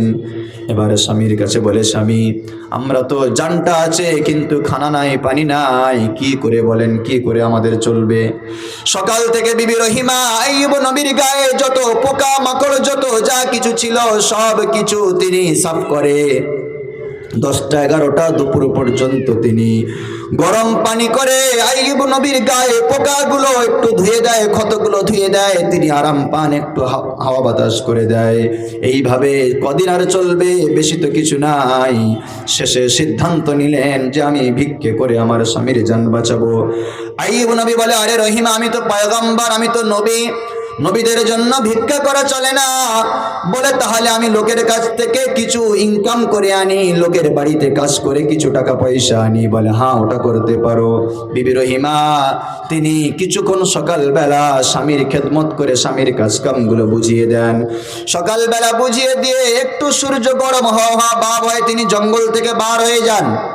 তিনি বার হয়ে গ্রামে গিয়ে লোকের বাড়িতে কাজকাম করেন। কেউ একটু চাল, একটু গম, কিছু খাদ্য পানি যখন দেয়, ওগুলো এনে স্বামীকে খাওয়ান। আবার সকালবেলা সেম স্বামীকে একটু সিমসাম পরিষ্কার করে দিয়ে রেখে আবার তিনি চলে যান। এইভাবে তিনি গ্রামে কাজ করেন আর স্বামীকে এনে এনে খাওয়ান। কিন্তু ইবলিস দেখছে, এই যে বিবি রহিমা আর আইয়ুব, এই দুজনে এখনো পর্যন্ত আল্লাহকে ছাড়া অন্য কাউকে তো ডাকে না, সব সময় আল্লাহর জিকির করেছে, তাসবিহ পড়েছে, স্মরণ করেছে। ক্রমাগত শয়তান ধোঁকা দিচ্ছে, বলছে, আরে এই ডেকে কি হবে, তুমি তোমার অবস্থাটা দেখো, আল্লাহ তোমার কোথা থেকে কোথায় আনলো, রাজপ্রাসাদ থেকে জঙ্গলে ফেললো, তোমার কি এখনো হোশ হয় নাই আইয়ুব? আইয়ুব বলে, ইবলিস, আমি তোকে ভালোভাবে চিনি, আমার রব আমাকে যে হালাতে রাখবে সে হালাতে শুকরিয়া আলহামদুলিল্লাহ, আমি আল্লাহর প্রশংসা করতে ভুলবো না, কারণ এই জানটা যিনি দিয়েছেন তার জন্য যদি জানটা আমি দিতে পারি আমার কোনো যায় আসে না। ইবলিস চিন্তায় পড়লো, কি করা যায়? এখন তো দেখছি আইয়ুব নবী যেমন ছিলেন তেমন আছে, রোগ আর বাড়ে না। আর ওই রহিমা গ্রাম থেকে তিনি খানা এনে এনে প্রতিদিন খাওয়ায়। শয়তান চিন্তা করলো, যেমন জান্নাতে হাওয়াকে ধোকা দিয়েছিলাম, তেমন এখন আগে আইয়ুবকে না দিয়ে রহিমাকে ধোকা দেয়া যাক। আগে ধোকা দেবে কাকে বলেন? আগে বিবি রহিমাকে ধোকা দেবে। ইবনে কাসির রহমাতুল্লাহ আলাইহি তিনি পরিষ্কার লিখছেন, একদিন বিবি রহিমা তিনি গ্রাম থেকে মানুষের বাড়িতে কাজ করে করে ঝোলায় করে কিছু খাদ্য গম শস্য জব নিয়ে তিনি জঙ্গলের পথের দিকে রওনা হয়েছে। ইবলিস একটা মুরব্বী মানুষ সেজেছে, একটা বয়স্ক মানুষ সেজেছে, ধার্মিক মানুষ সেজেছে, সে যে পথের মধ্যে বসে আছে। যখন মা রহিমা ওইখান থেকে যায় তখন মৃদু সুরে বলল, মা তুমি কে? তখন রহিমা বললেন, আমি রহিমা। কি তোমার পরিচয়? কোথায় যাচ্ছ তুমি? এদিকে জঙ্গলের দিকে কেন যাও? এদিকে কোনো লোকজন তো থাকে না। তখন রহিমা বললেন, না, আমার স্বামী অসুস্থ, তিনি ওই জঙ্গলের মাঝখানে আছেন, তাই আমি প্রতিদিন গ্রাম থেকে খানা এনে এনে তাকে খাওয়াই। তখন ইবলিস বলল, তোমার স্বামী মনে হচ্ছে নবী আইয়ুব নাকি? বলে হ্যাঁ।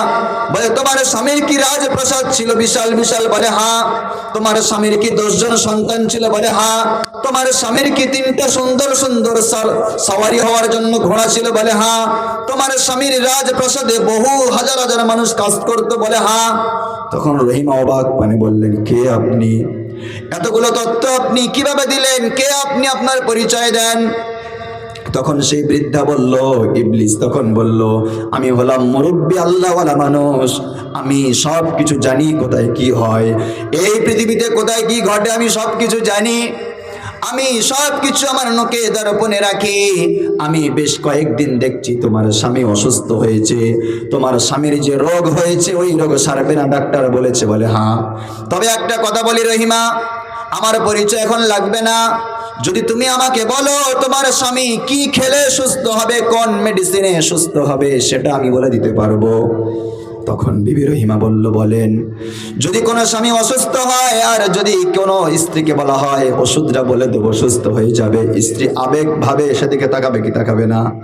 বলে অবশ্যই বলেন। কোনো ডাক্তার তো পারে নাই, কেউ তো কোনো মতে সুস্থ করতে পারলো না, আপনি বলেন। সেই সময় ইবলিস বলল, একটা জিনিস আছে খাওয়াতে হবে, সেটা খাওয়ালে 3 দিনের মধ্যে সুস্থ হবে। কয় দিনের মধ্যে? 3 দিনের মধ্যে সুস্থ হবে। ও মুসলমান, কোরআনের আয়াত প্রথম বলেছিলাম শয়তান আমাদের জন্য কত বড় প্রকাশ্য দুশমন। ইন্নাশ শাইতানা লিল ইনসানি আদুউম মুবিন। রব্বুল আলামিন বলে, দেখো অনেকে হয়তো লুকিয়ে লুকিয়ে শয়তানি করে, লুকিয়ে লুকিয়ে দুশমনি করে, কিন্তু শয়তান হচ্ছে আদুউম মুবিন, প্রকাশ্য দুশমন। কি দুশমন? প্রকাশ্য দুশমন। তাই দেখেন শয়তান সেখানে আইয়ুব নবীর বিবি রহিমাকে বলছে, রহিমা 2টা ওষুধের নাম বলবো, তবে মনে হয় নবী হয়তো ওষুধগুলো খাবে না, নবী হয়তো ওষুধগুলো খাবে না, কারণ তোমাকে শুনে কেমন কেমন লাগবে। বলেন না কি ওষুধ নাম বলেন, দেখবো চেষ্টা করে। তখন বললেন শুকরের গোশত খেতে হবে আর কিছু মদ খেতে হবে। ওষুধের নাম বলেছে, শুনতে পেয়েছেন? কি নাম বললো? ইবলিস বলল, শোনো ও রহিমা, এই যে 2টা নাম বললাম, শুকরের গোশত আর মদ। তখন রহিমা চমকে উঠে, আস্তাগফিরুল্লাহ, খাওয়া যাবে না, তিনি নবী মানুষ, তিনি জীবনে খাবেন না, তিনি কোনোদিন খাবেন না। মেয়েদের মায়েদের মনটা নরম, ডাক্তারখানায় গেলে ভুলিয়ে ভালিয়ে ডাক্তার টাকাও ছেড়ে নেয়। গ্রামে অনেক ফেরিওয়ালা আসে, ভুলিয়ে ভালিয়ে মায়েদের কাছ থেকে টাকা নেয়, নেয় কি নেয় না? হঠাৎ করে জাদু দেখিয়ে টাকা নেয়। আমি যেখানে থাকি একজন জাদু দেখাতে আসলো, আমার চোখ তার উপরে পড়লো, আমি তার দিকে একবার তাকিয়েছি, সে বুঝতে পেরেছে এই লোকটা কিছু বলতে পারে। সে আর সেখানে জাদু দেখায়নি, যেখানে আমি থাকি সেখানে কথা বলছি। এমন সিস্টেম করা আছে গোটা এলাকার মধ্যে কোথাও কোনো ডিজে গান কোনো বিয়ে বাড়িতে বাজবে না, কোনো জাদুঘর ঢুকবে না, কোনো গান চালিয়ে কোনো ফুসকাওয়ালা কোনো বেকারি ব্যাপারী কেউ ঢুকতে পারবে না, নিয়ম করা আছে। ওই নিয়মটা আমার গ্রামে করা আছে, সেই ব্যক্তি হয়তো জানে না।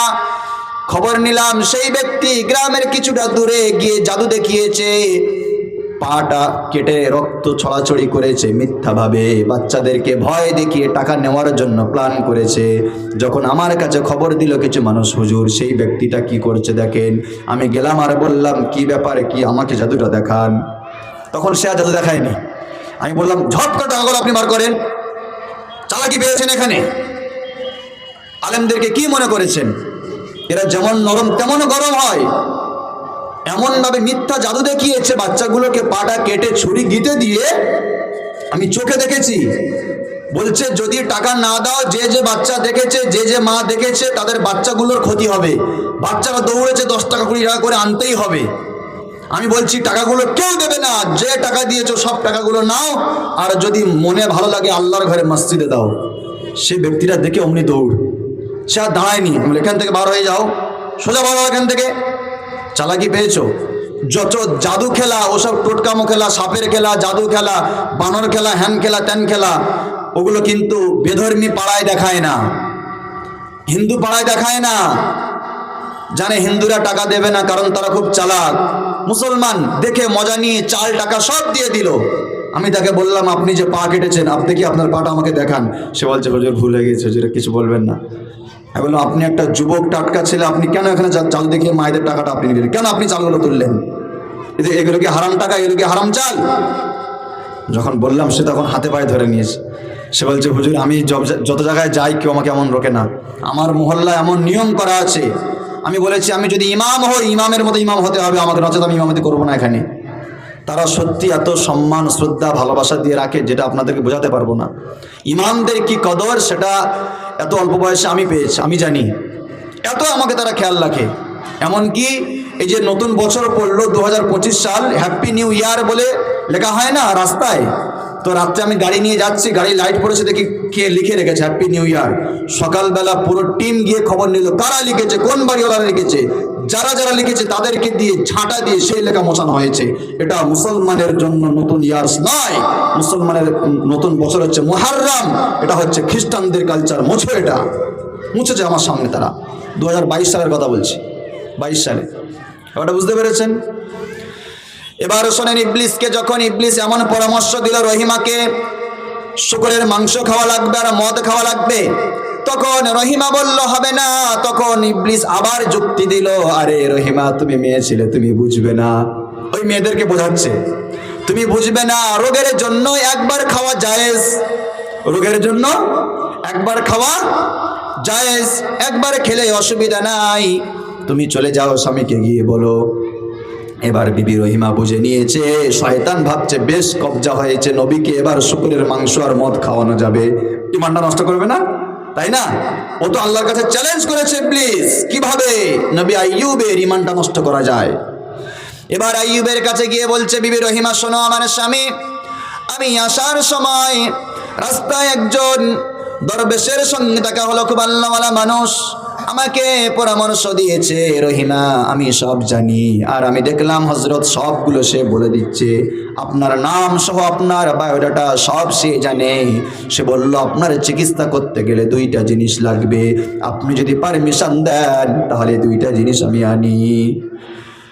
বিবি রহিমা যখন এই কথা বললেন, স্বামী বললেন, আচ্ছা পারমিশন তো দেবো, কিন্তু কি একটু আমাকে বলো না। বলে, না বলবো না, আমি আনি, তারপরে আপনি খাবেন, তারপরে আমাকে বলবেন। বলেন তো এমন মায়েরা করে কি করে না? হঠাৎ করে স্বামী কাজ থেকে এসছে, বলে 2000 টাকা দাও না। বলে কি করবি বল? বলে দাও না, পরে বলি হলো, তুমি দাও না, কি করবি বল? কোনো মতে বলে না, কারণ তার আগের দিন গ্রামে হেঁকেছে লটারি কাটা হবে। কি কাটা হবে? লটারি কাটা হবে। লটারি অনেক সময় গ্রামে ঢোকে না, 4 চাকা গাড়ি করে, কুকার পড়ে, তারপরে হাঁড়ি পড়ে, ইস্ত্রি পড়ে, কিছু না পড়লেও কিছু একটা পড়বেই পড়বে। কিন্তু কোরআন বলেন লটারি কাটা হালাল না হারাম? বলেন লটারি কাটা হারাম। কোরআনে আছে যে লটারি কাটা একদম চলবে না। ইন্নামাল খামরু ওয়াল মাইসারু ওয়াল আনসাবু ওয়াল আজলামু রিজসুম মিন আমালিশ শাইতান। রব্বুল আলামিন বলে, শোনো, ইন্নামাল খামরু ওয়াল মাইসারু ওয়াল আনসাবু ওয়াল আজলাম, মদ হারাম করা হয়েছে, তার সঙ্গে শেষের দিকে রব্বুল আলামিন বললেন জুয়া হারাম করা হয়েছে, লটারিও হারাম করা হয়েছে। তাফসীর ওদিকে যাবে না, এদিকে যাবে। তাহলে লটারি যদি কেউ কাটতে আসে তাকে বলবেন লটারি কাটা কোরআনে নিষেধ। লটারি কাটা, রাজ্য লটারি কাটা জায়েজ আছে না নাই? এখানে কেউ কাটে রাজ্য লটারি? আশা করি কাটে না, কারণ এগুলো হাওড়া জেলার দিকে খুব কাটে। ওদেরকে মানা করি, আর আমার মুসল্লিরা খুব বুঝেছে, আল্লাহ শুকর, ওদেরকে খুব ভালোভাবে বোঝাই, ওরাও বোঝে। আপনারাও বুঝবেন, লটারি কাটবেন না, এটা হারাম। এবার বিবি রহিমা যখন বললেন, শোনেন আপনি একটু বলেন, বিবি রহিমা এদিকে ছাড়ে না, আইয়ুব নবীও ছাড়ে না। আইয়ুব নবী বলে, আরে রহিমা তুমি তো আমার স্ত্রী, আমি যা বলবো সব কিছু তুমি তো শুনবে, বলো না কি মেডিসিন এমন আনবে আমাকে একবার বলো। তখন বিবি রহিমা মুখে কাপড়টা দিয়ে আস্তে করে বলে, শুকরের মাংস আর মদ। আইয়ুব নবী শুনে বলে, তোমার সঙ্গে সাক্ষাৎ হয়েছিল ইবলিসের, এই যুক্তি ইবলিস ছাড়া কেউ দেবে না। কারণ ও রহিমা, তুমি কি ভুলে গেছো নাকি ওই যে হাওয়াকে জান্নাতের মধ্যে গন্ধম খাইয়েছিল কে? ইবলিস। আর তোমাকে মদ আর এই শুকরের মাংস খাওয়ানোর জন্য ইবলিস সেই রকম চালাকি ফিট করেছে।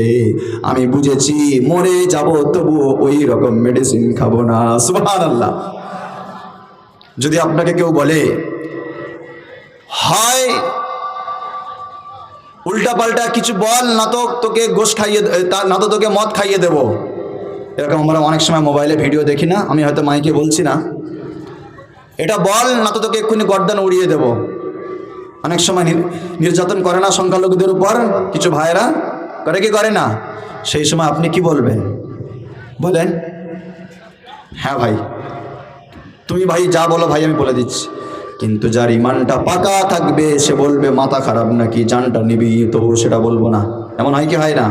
এবার আইয়ুব নবীর দিকে যাই, তিনি এবার বললেন, রহিমা কোনো মতে সেটা পসিবল নয়, সেটা আমি কোনো মতে খাবো না। এবার শয়তান তো পাশ থেকে সব শুনলো, মাথায় বজ্রাঘাত পড়লো, হায় হায় কি হবে, আর তো কিছু করার উপায় নাই, কি করব? এখনো পর্যন্ত দেখছি এদের ঈমান নষ্ট করতে পারি না।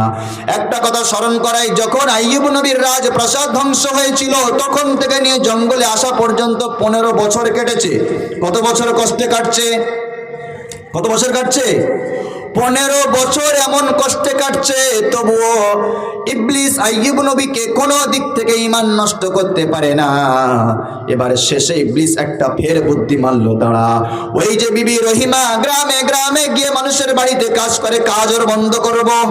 ইবলিস গ্রামে গিয়ে একটা মুরব্বি সাজলো, সাধু মানুষ সাজলো, দাড়িওয়ালা হুজুর সাজলো, সেজে একটা লাঠি নিয়ে মুরব্বি হয়ে গ্রামে গ্রামে বলতে লাগলো, আচ্ছা গ্রামের মায়েরা, তোমাদের গ্রামে একটা মেয়ে কাজ করতে আসে, সুন্দরী দেখতে, কি সুন্দর ফুটফুটে চেহারা, কত সুন্দর তার মুখের কথা, একটা মেয়ে কাজ করতে আসে না? কি বলে? হ্যাঁ। বলে খবরদার খবরদার, ওই মেয়েটাকে আর তোমাদের গ্রামে কাজ করতে নেবে না। কারণ তোমরা ওই মেয়েটাকে জিজ্ঞাসা করে দেখবে, ওই মেয়েটা মিথ্যাও বলবে না, সত্য বলবে। সে তোমাদের এখান থেকে কাজ করে যায়, আর ওই জঙ্গলের মধ্যে তার একটা স্বামী পড়ে আছে, পচা রোগী মানুষ, তার গায়ে সব পোকা হয়ে গিয়েছে, তার গার যা অবস্থা, বাই চান্স সেখান থেকে তোমাদের বাড়িতে আসলে তোমাদের বাচ্চাগুলোরে তোমাদের ওই রোগ হতে পারে, তোমরা কেউ কাজে নেবে না। এই বলে পুরো গ্রাম প্রচার করলো ইবলিস।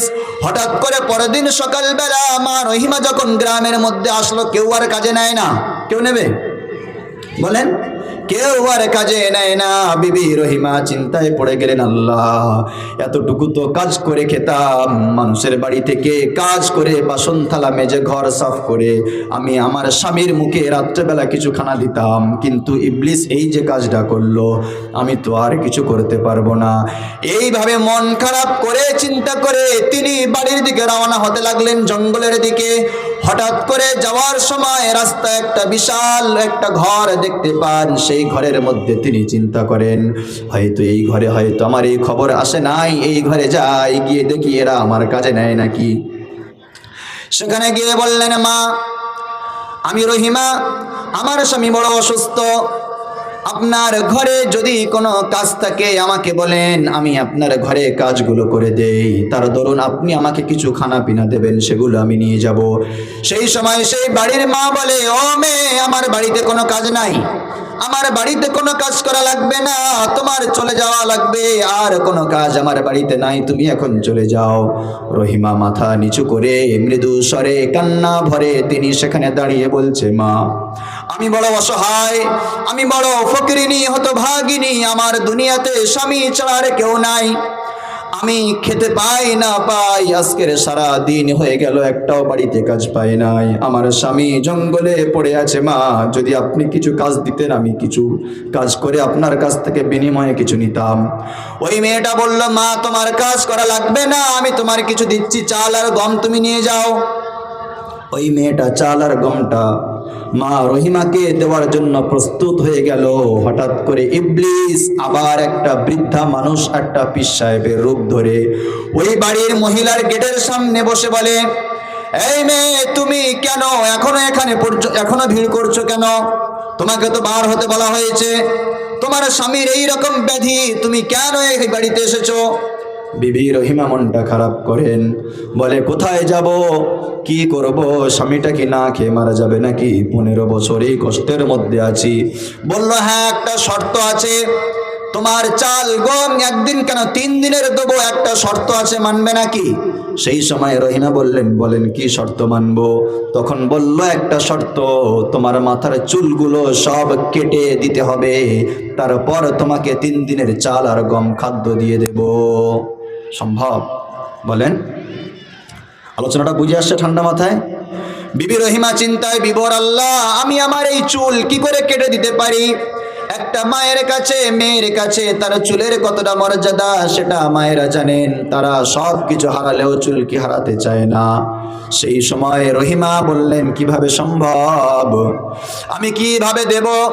আমার স্বামী আইয়ুব নবী যখন উঠে বসতে পারে না, আমি রহিমা না খাওয়া পেয়ে আমি এত দুর্বল হয়েছে, আমি তাকে তুলতেও পারি না। মানুষ পড়ে থাকলে একটু ভারী হয়ে যায়। আমার স্বামীকে বলি, স্বামী গো তুমি আমার মাথার চুলটা ধরো, ধরে ওঠো। আমার এই লম্বা লম্বা চুলগুলো আমার স্বামী ধরে উঠে তিনি বসেন। যদি তুমি আজকের আমার মাথার চুল সব নিয়ে নাও, স্বামী আমার কি করে উঠে বসবে? তিনি তো উঠে বসতে পারবেন না। আমি এটা পারবো না, পারবো না। তখন ইবলিস বলল, আচ্ছা তাহলে আর একটা কথা বলি, শোনো, পুরো চুল দেওয়া লাগবে না, তুমি অর্ধেক চুল তোমার মাথার তুমি আমাকে দাও। তখন রহিমা চিন্তা করলো, আল্লাহ এটা কেমন করে দেই?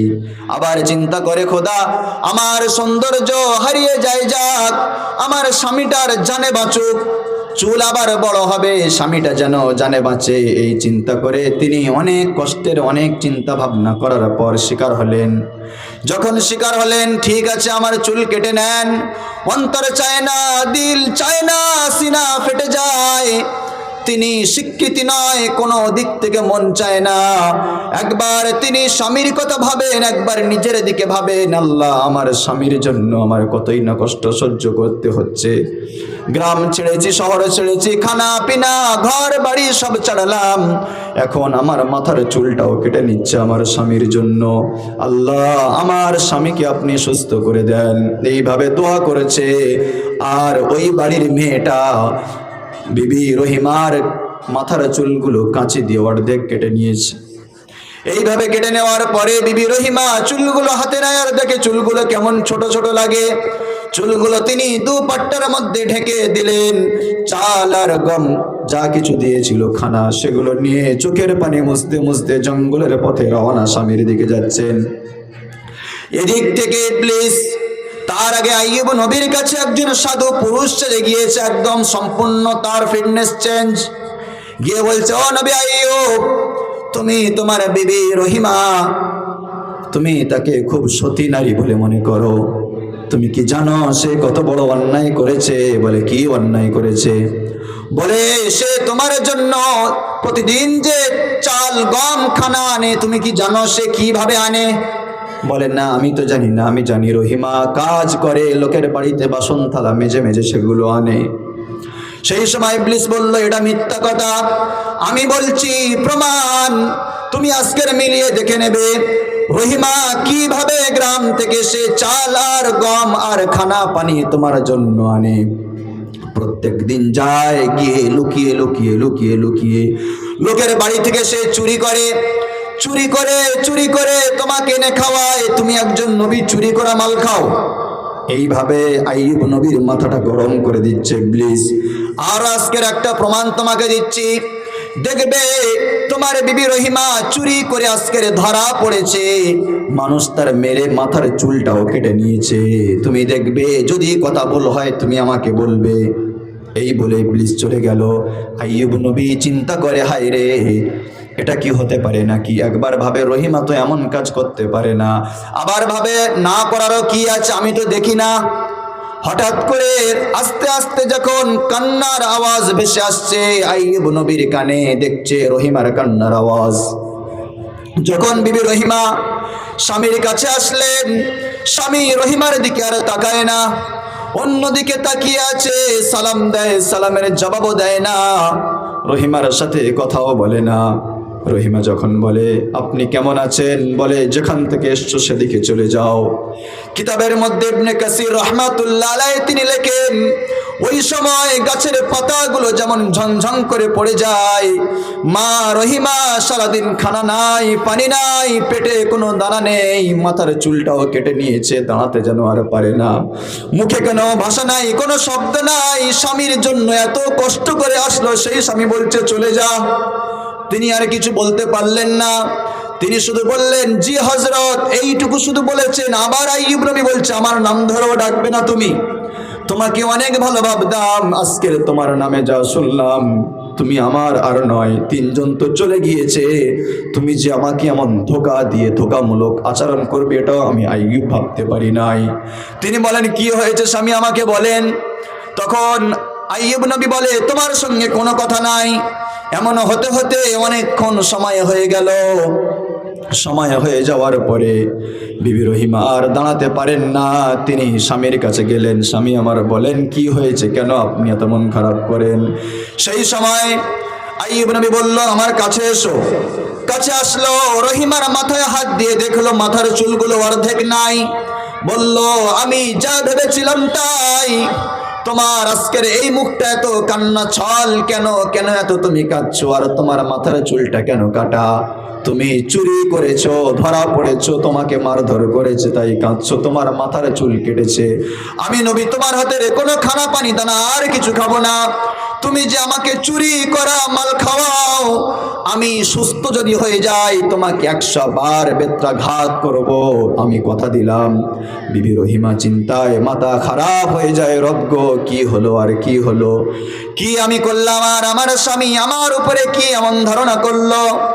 সেই সময় রহিমার দাঁড়াতে পারলেন না, তিনি জ্ঞান হারিয়ে আইয়ুব নবীর পাশে পড়ে গেলেন। আইয়ুব নবী পাশে পড়ে যাওয়ার পরে তিনি আর জ্ঞান আসে না। হঠাৎ করে রব্বুল আলামিন জিবরিল আমিনকে বলেন, ও জিবরিল আমিন, ওই দূর জঙ্গলে, শাম দেশের জঙ্গলে আমার আইয়ুব আছে, আর তার সাথে বিবি রহিমাও আছে, তুমি চলে যাও, আমার আইয়ুবকে বলে দাও, ও আইয়ুব, ওই যে তোমার কাছে এসে রহিমার ব্যাপারে ব্যাড রিপোর্ট দিয়েছিল সে ছিল শয়তান। জিবরিল আমিন আলাইহিস সালাতু ওয়াস সালাম আসলেন। আসার পরে বললেন, ও আইয়ুব, আপনি যে ব্যাপারটা তার উপরে আপনি ধারণা করেছেন এটা সম্পূর্ণ মিথ্যা কথা, এটা সম্পূর্ণ ভুল কথা। আপনি শোনেন কিভাবে বিবি রহিমার এমন অবস্থাটা হয়েছে। বিবি রহিমার অবস্থাটা সম্পূর্ণ তিনি খুলে বললেন।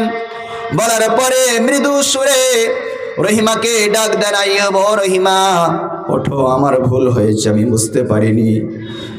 তখন রহিমা উঠে বললেন, স্বামী আমারও ভুল হয়েছে, কারণ আপনার অনুমতি ছাড়া আমার শরীরের চুল কাটাটা আমার জন্য জায়েজ হয় নাই, ঠিক হয় নাই। কিন্তু স্বামী গো, আপনি রাত্রেবেলা না খেতে পেয়ে হয়তো মারা যেতে পারেন, সেজন্য আমি আমার জানের মায়া করলাম না। ওরা আমার মাথার সব চুলগুলো কাটতে চেয়েছিল, আমি দেই নাই, আমি এই জন্য অর্ধেক চুল আমার মাথায় রাখলাম। আপনি যখন আমার বিছানায় উঠে বসেন, যদি আমার মাথায় অর্ধেক চুল থাকে অন্তত আপনি অর্ধেক চুলটা ধরে উঠে বসতে পারবেন, নচেত আমি আমার চুল দিতাম না। স্বামী আমি আপনাকে আগে থেকে অনুমতি নেইনি, আমার ভুল হয়েছে, ক্ষমা করে দেন। আইয়ুব নবী বলে, জান বাঁচানোর খাতিরে তুমি দিয়েছো, অসুবিধা নাই, আল্লাহ তোমাকে ক্ষমা করে দেবে। এইভাবে বলার পরে আইয়ুব আলাইহিস সালাতু ওয়াস সালাম বিবি রহিমাকে যখন মৃদু সুরে ডাক দেন, রহিমা তুমি মনে কষ্ট পেয়েছো নাকি? বিবি রহিমা ওই পচা গলা স্বামীর বুক জড়িয়ে ধরে কাঁদে আর বলে, স্বামী গো, এই যে 17টা বছর পার হয়ে গেল, 18টা বছরের পড়লো, একদিনের জন্য আমি আপনার ছেড়ে যাই নাই। আপনি আমাকে যেতে বলেছেন তবুও যাই নাই। আপনার এই পচা পোকা গুলো হাত আমার লেগে লেগে আমার হাতের মধ্যে কেমন দুর্গন্ধ, তবুও আমি যাইনি। আপনার এই দুর্গন্ধগুলো আমার দুর্গন্ধ লাগে না, আমি খানা খাই ওই হাত দিয়ে, আমার কষ্ট হয়নি। আর আজকের আপনি আমাকে বলবেন কষ্ট হয়েছে, আমার কষ্ট হয় নাই। আপনি কষ্ট নেবেন না, আমার যদি ভুল ত্রুটি হয় আপনি আমাকে ক্ষমা করে দেন। এই বলে তিনি আবার চলে গেলেন। সকালবেলা স্বামীর সব গরম পানি দিয়ে শরীরটা ধুয়ে মুছিয়ে তিনি আবার চলে গেলেন। চলে যাওয়ার পরে শয়তান এসে বলছে সর্বনাশ, কি ব্যাপার, এখনো দেখছে আইয়ুবকে কোনো মতে ঈমান থেকে হাঁটাতে পারছি না। এত বড় চক্রান্ত খেলা খেললাম, তবুও দেখি আইয়ুব আমার উপরে অভিশাপ করেছে, শয়তান সব কিছু করেছে। আমার রহিমা ঠিক আছে, আমি ঠিক আছি, আল্লাহর ইবাদত করে যাচ্ছি, যতটুকু পারি জবান দ্বারা আল্লাহর ইবাদত তো করেছি। একদিন দুই দিন এমন করতে করতে হঠাৎ করে মা রহিমার মাথায় একটা বুদ্ধি আসলো। একদিন স্বামীর কাছে তিনি এসে বলছেন, স্বামী আমার, আপনি এত অসুস্থ আছেন, কোনোদিন কি আল্লাহর কাছে বলেছেন আল্লাহ আমাকে সুস্থ করে দেন? তখন আইয়ুব নবী বলছে, আরে রহিমা, তুমি আমাকে এই কথা কেন বললে? বলো তো রহিমা, এই যে আমরা কষ্টের মধ্যে আছি কয়টা বছর? তখন ছিল 15 বছর আগে, এখন 3 বছর অতিবাহিত হয়েছে, মোট 18 বছর। কত বছর বলেন? 18 বছর। 18 বছর কষ্টে আছি। ও রহিমা, তোমাকে একটা কথা আমি জিজ্ঞাসা করি, যখন আমাদের সুখের সংসার ছিল কত বছরে ছিল? তখন রহিমা বলে, স্বামী গো, আমাদের সুখের সংসারে ছিল 80 বছর। কত বছর? 80 বছর। আমরা 80 বছর তো শান্তির সংসার করলাম। তখন আইয়ুব নবী বলে, ও রহিমা, যখন তুমি শান্তির সঙ্গে ছিলে, যখন তুমি খুব আরামে সংসার করেছো, 80 বছরের মধ্যে কি তুমি কোনো দিন আল্লাহকে বলেছো আল্লাহ এত কষ্ট, এত আনন্দ তুমি দাও, এত আনন্দ এত সুখ দিও না, কিছু কষ্ট আমাদের দাও, এমন কোনোদিন বলেছো নাকি? বলে, না স্বামী, বলি নাই। কেউ আবার বলেন, বলে, শোনো রহিমা, আমি 80 বছর আনন্দের সঙ্গে জীবনযাপন করলাম, কিন্তু একদিনের জন্য আমি রবকে বলি নাই, রব আমাকে আপনি এত আনন্দ রেখেছেন, একদিন আমাকে কষ্ট দেন। ও রহিমা, আমি এই 18 বছর মাত্র কষ্টের মধ্যে আছি, 80 বছর তো হয়নি। 80 বছর যদি কষ্টের মধ্যে থাকি, তারপরে চিন্তা ভাবনা করব রবকে বলার। কারণ যদি এখনই আল্লাহকে আমি নালিশ করে দেই, ও রব আপনি আমাকে সুস্থ করে দেন, আপনি আমাকে ভালো করে দেন, তাহলে আল্লাহ যদি ঘুরিয়ে জিজ্ঞাসা করে, আইয়ুব, তুমি যে 80 বছর শান্তির সঙ্গে বসবাস করেছো, তখন তো একবার বলনি আমাকে যে আল্লাহ তুমি আমাকে কষ্ট দাও। সামান্য 18 বছর তোমাকে আমি একটু কষ্টে পরীক্ষায় রাখলাম, তাই তুমি কেন এখন নালিশ করলে? ও রহিমা, এমন কথা যদি আমার আল্লাহ বলে দেন, তাহলে আমি এর উত্তর আর কিছুই দিতে পারবো না। বলেন, কিছু দেওয়ার আছে? আমাদের একটা দুটো কিছু ব্যাপার যদি হয়ে যায়, আমরা কি অবস্থা করি, তাই না? এইবার আইয়ুব আলাইহিস সালাতু ওয়াস সালাম যখন বললেন, এই কথা বলার পরে বিবি রহিমা তিনি চলে গেলেন, আবার কাজের বাড়িতে চলে গেলেন। রব্বুল আলামিন জিবরিল আমিনকে ডাকলেন, ও জিবরিল, শোনো একটা কথা বলি, আসমানের সব ফেরেশতাদেরকে ডাক দাও, সাথে ইবলিসকেও ডাক দাও, সবাইকে ডেকে জিজ্ঞাসা করা হচ্ছে, বলো তোমরা যে বলেছিলে আইয়ুবের ঈমানটা এত সহজ, ঈমানটা নষ্ট করে দেবে, আইয়ুবের ধন সম্পদ সব যদি শেষ হয়ে যায় সে আমার ইবাদত ছেড়ে দেবে, বলো আইয়ুব ইবাদত ছেড়েছে কি ছাড়েনি? ছেড়েছে? কোনো মতে ছাড়েনি, বরং শেষ পর্যায়ে 18 বছর ওই রকম পচা গলা দেহ নিয়ে পড়ে আছে, এই জবানে আল্লাহ আল্লাহ আল্লাহ জিকির করে, কিন্তু কোনোদিন বলেনি আল্লাহ আমাকে সুস্থ করে দাও। আজও পর্যন্ত আইয়ুব আমাকে সুস্থতা চাওয়াটা তিনি লজ্জাবোধ করে। আমি আইয়ুবের দিক থেকে তোমাদেরকে বলি, বলো কি আইয়ুবের ঈমানটার পরীক্ষা করবে নাকি? তারা বলল, হযরত, ও রব আমাদেরকে ক্ষমা করে দেন, আমাদেরকে মাফ করে দেন, আমরা ভুল করে ফেলেছি, অন্যায় করে ফেলেছি, আইয়ুবের ঈমান এত শক্ত আমরা বুঝতে পারিনি। রব্বুল আলামিন বললেন, শোনো আইয়ুব, তুমি এত কষ্ট করেছিলে, এত ধৈর্য ধরেছিলে, শেষ পর্যায়ে রহিমা তোমাকে আমার কাছে দোয়ার জন্য বলল, তুমিও সেটা রাজি হলে না, তুমি এখনো বলছো 18 বছর কেন, 80 বছর পরে দোয়া করব। ও আইয়ুব, আর কষ্ট করতে হবে না। ইবলিসকে ডেকে বলছে, রে ইবলিস, এবার তোর কি খবর বল, পারবি নাকি আইয়ুবের কাছে? বলে, আল্লাহ আইয়ুবের কাছে আমি পারবো না, আইয়ুবের ঈমান এত শক্ত আমি বুঝতে পারিনি। রব্বুল আলামিন বললেন, ও জিবরিল, এবার আইয়ুবকে গিয়ে জানিয়ে দাও। وأيوب إذ نادى ربه أني مسني الضر وأنت أرحم الراحمين ও জিবরিল আমিন তুমি আইয়ুবকে গিয়ে জানিয়ে দাও ওই আইয়ুব যেন আমার কাছে দোয়া করে রব্বি আন্নী মাসসানি আয-যুররু ওয়া আনতা আরহামুর রাহিমিন ও রব আমি অতি কষ্টে আছি আপনি আমাকে সুস্থ করে দেন এই দোয়াটা তুমি আইয়ুব নবীকে গিয়ে শিখিয়ে দাও জিবরিল আলাইহিস সালাতু ওয়াস সালাম গিয়ে শিখিয়ে দিলেন তারপর রব্বুল আলামিন বলেন শোনো ফাস্তাজাবনা লাহু ফাকাশাফনা মা বিহি মিন যুররিন ওয়া আতাইনাহু আহলাহু ওয়া মিসলাহুম মাআহু রাহমাতাম মিন ইনদিনা শোনো বিশ্বের মানুষ আমি আইয়ুবের দোয়াটা কবুল করলাম আমি আইয়ুবের সব রোগ ব্যাধিগুলো ভালো করলাম এবং তার আগের মতো তার বিবি এবং তার সন্তান তার সম্পদ সব ফিরিয়ে দিলাম এই ঘটনা তো ঘটছে বিবি রহিমার কোনো খবর নাই বিবি রহিমা এই খবর সম্পর্কে সম্পূর্ণ অজানা তিনি বাড়িতে কাজের জন্য গিয়েছেন যেমন প্রতিদিন যেতেন আবার তিনি খানা আনবেন হঠাৎ করে তিনি দিন দিন থাকতে চলে এসেছেন প্রতিদিন আসেন কারণ দিন দিন থাকতে স্বামীর কাছে আসেন এসে দেখছে স্বামী সেখানে নাই কোথায় গেল স্বামী কোথায় গেল আমার স্বামী স্বামীকে খুঁজে পায় না জঙ্গলে যেখানে রেখেছিলেন খুঁজে পায় না রব্বুল আলামিন আইয়ুব নবীর আগের মতো চেহারা ফিরিয়ে দিয়েছেন আল্লাহ বলে ও জিবরিল আমার আইয়ুবের আগের মতো চেহারা স্বাস্থ্য সৌন্দর্য সব কিছু ফিরিয়ে দাও সব কিছু আইয়ুব নবী ফিরে পেয়েছেন ওই জায়গা থেকে উঠে জঙ্গলের একটা সাইডে গিয়ে তিনি আল্লাহ আল্লাহ জিকির করেন সেই সময় বিবি রহিমান সেখানে আইয়ুব নবীকে না পেয়ে খুঁজতে খুঁজতে সেখানে গিয়ে পিছন দিক থেকে বলছেন কে আপনি তখন আইয়ুব নবী বলে কে আপনি সেই সময় বিবি রহিমা বলে আমার স্বামী এখানে ছিল স্বামীকে আমি খুঁজে পাই নাই আমার স্বামী তিনি অসুস্থ মানুষ এখানে ছিলেন আমার স্বামী কোথায় গেল আপনি যদি একটু বলতেন তিনি বলছেন কি হয়েছে আপনার স্বামীর বলে আমার স্বামী অসুস্থ মানুষ আমি আমার স্বামীর জন্য গ্রাম থেকে চাল ডাল আনি খাওয়ার জন্য বলে কোথায় তোমার স্বামী থাকতো বলছে এখানেই আমার স্বামী থাকতেন এইখানে কিন্তু আজকের নেই তিনি কোথায় সেই সময় আইয়ুব নবী বলছে রে রহিমা একবার তুমি ভালো করে আমার দিকে তাকিয়ে দেখো আমি কে সুবহানাল্লাহি ওয়া বিহামদি এবার বিবি রহিমা তাকিয়েছেন তাকিয়ে অবাক হয়ে যাচ্ছেন আল্লাহ আপনার এই রকম চেহারা কিভাবে ফিরে আসলো আপনি এই রকম চেহারা কিভাবে পেলেন এই কথা বলার পর আইয়ুব নবী বললেন শোনো ও রহিমা আমি যে সবর করেছিলাম বিপদের সময় সবরের বদলা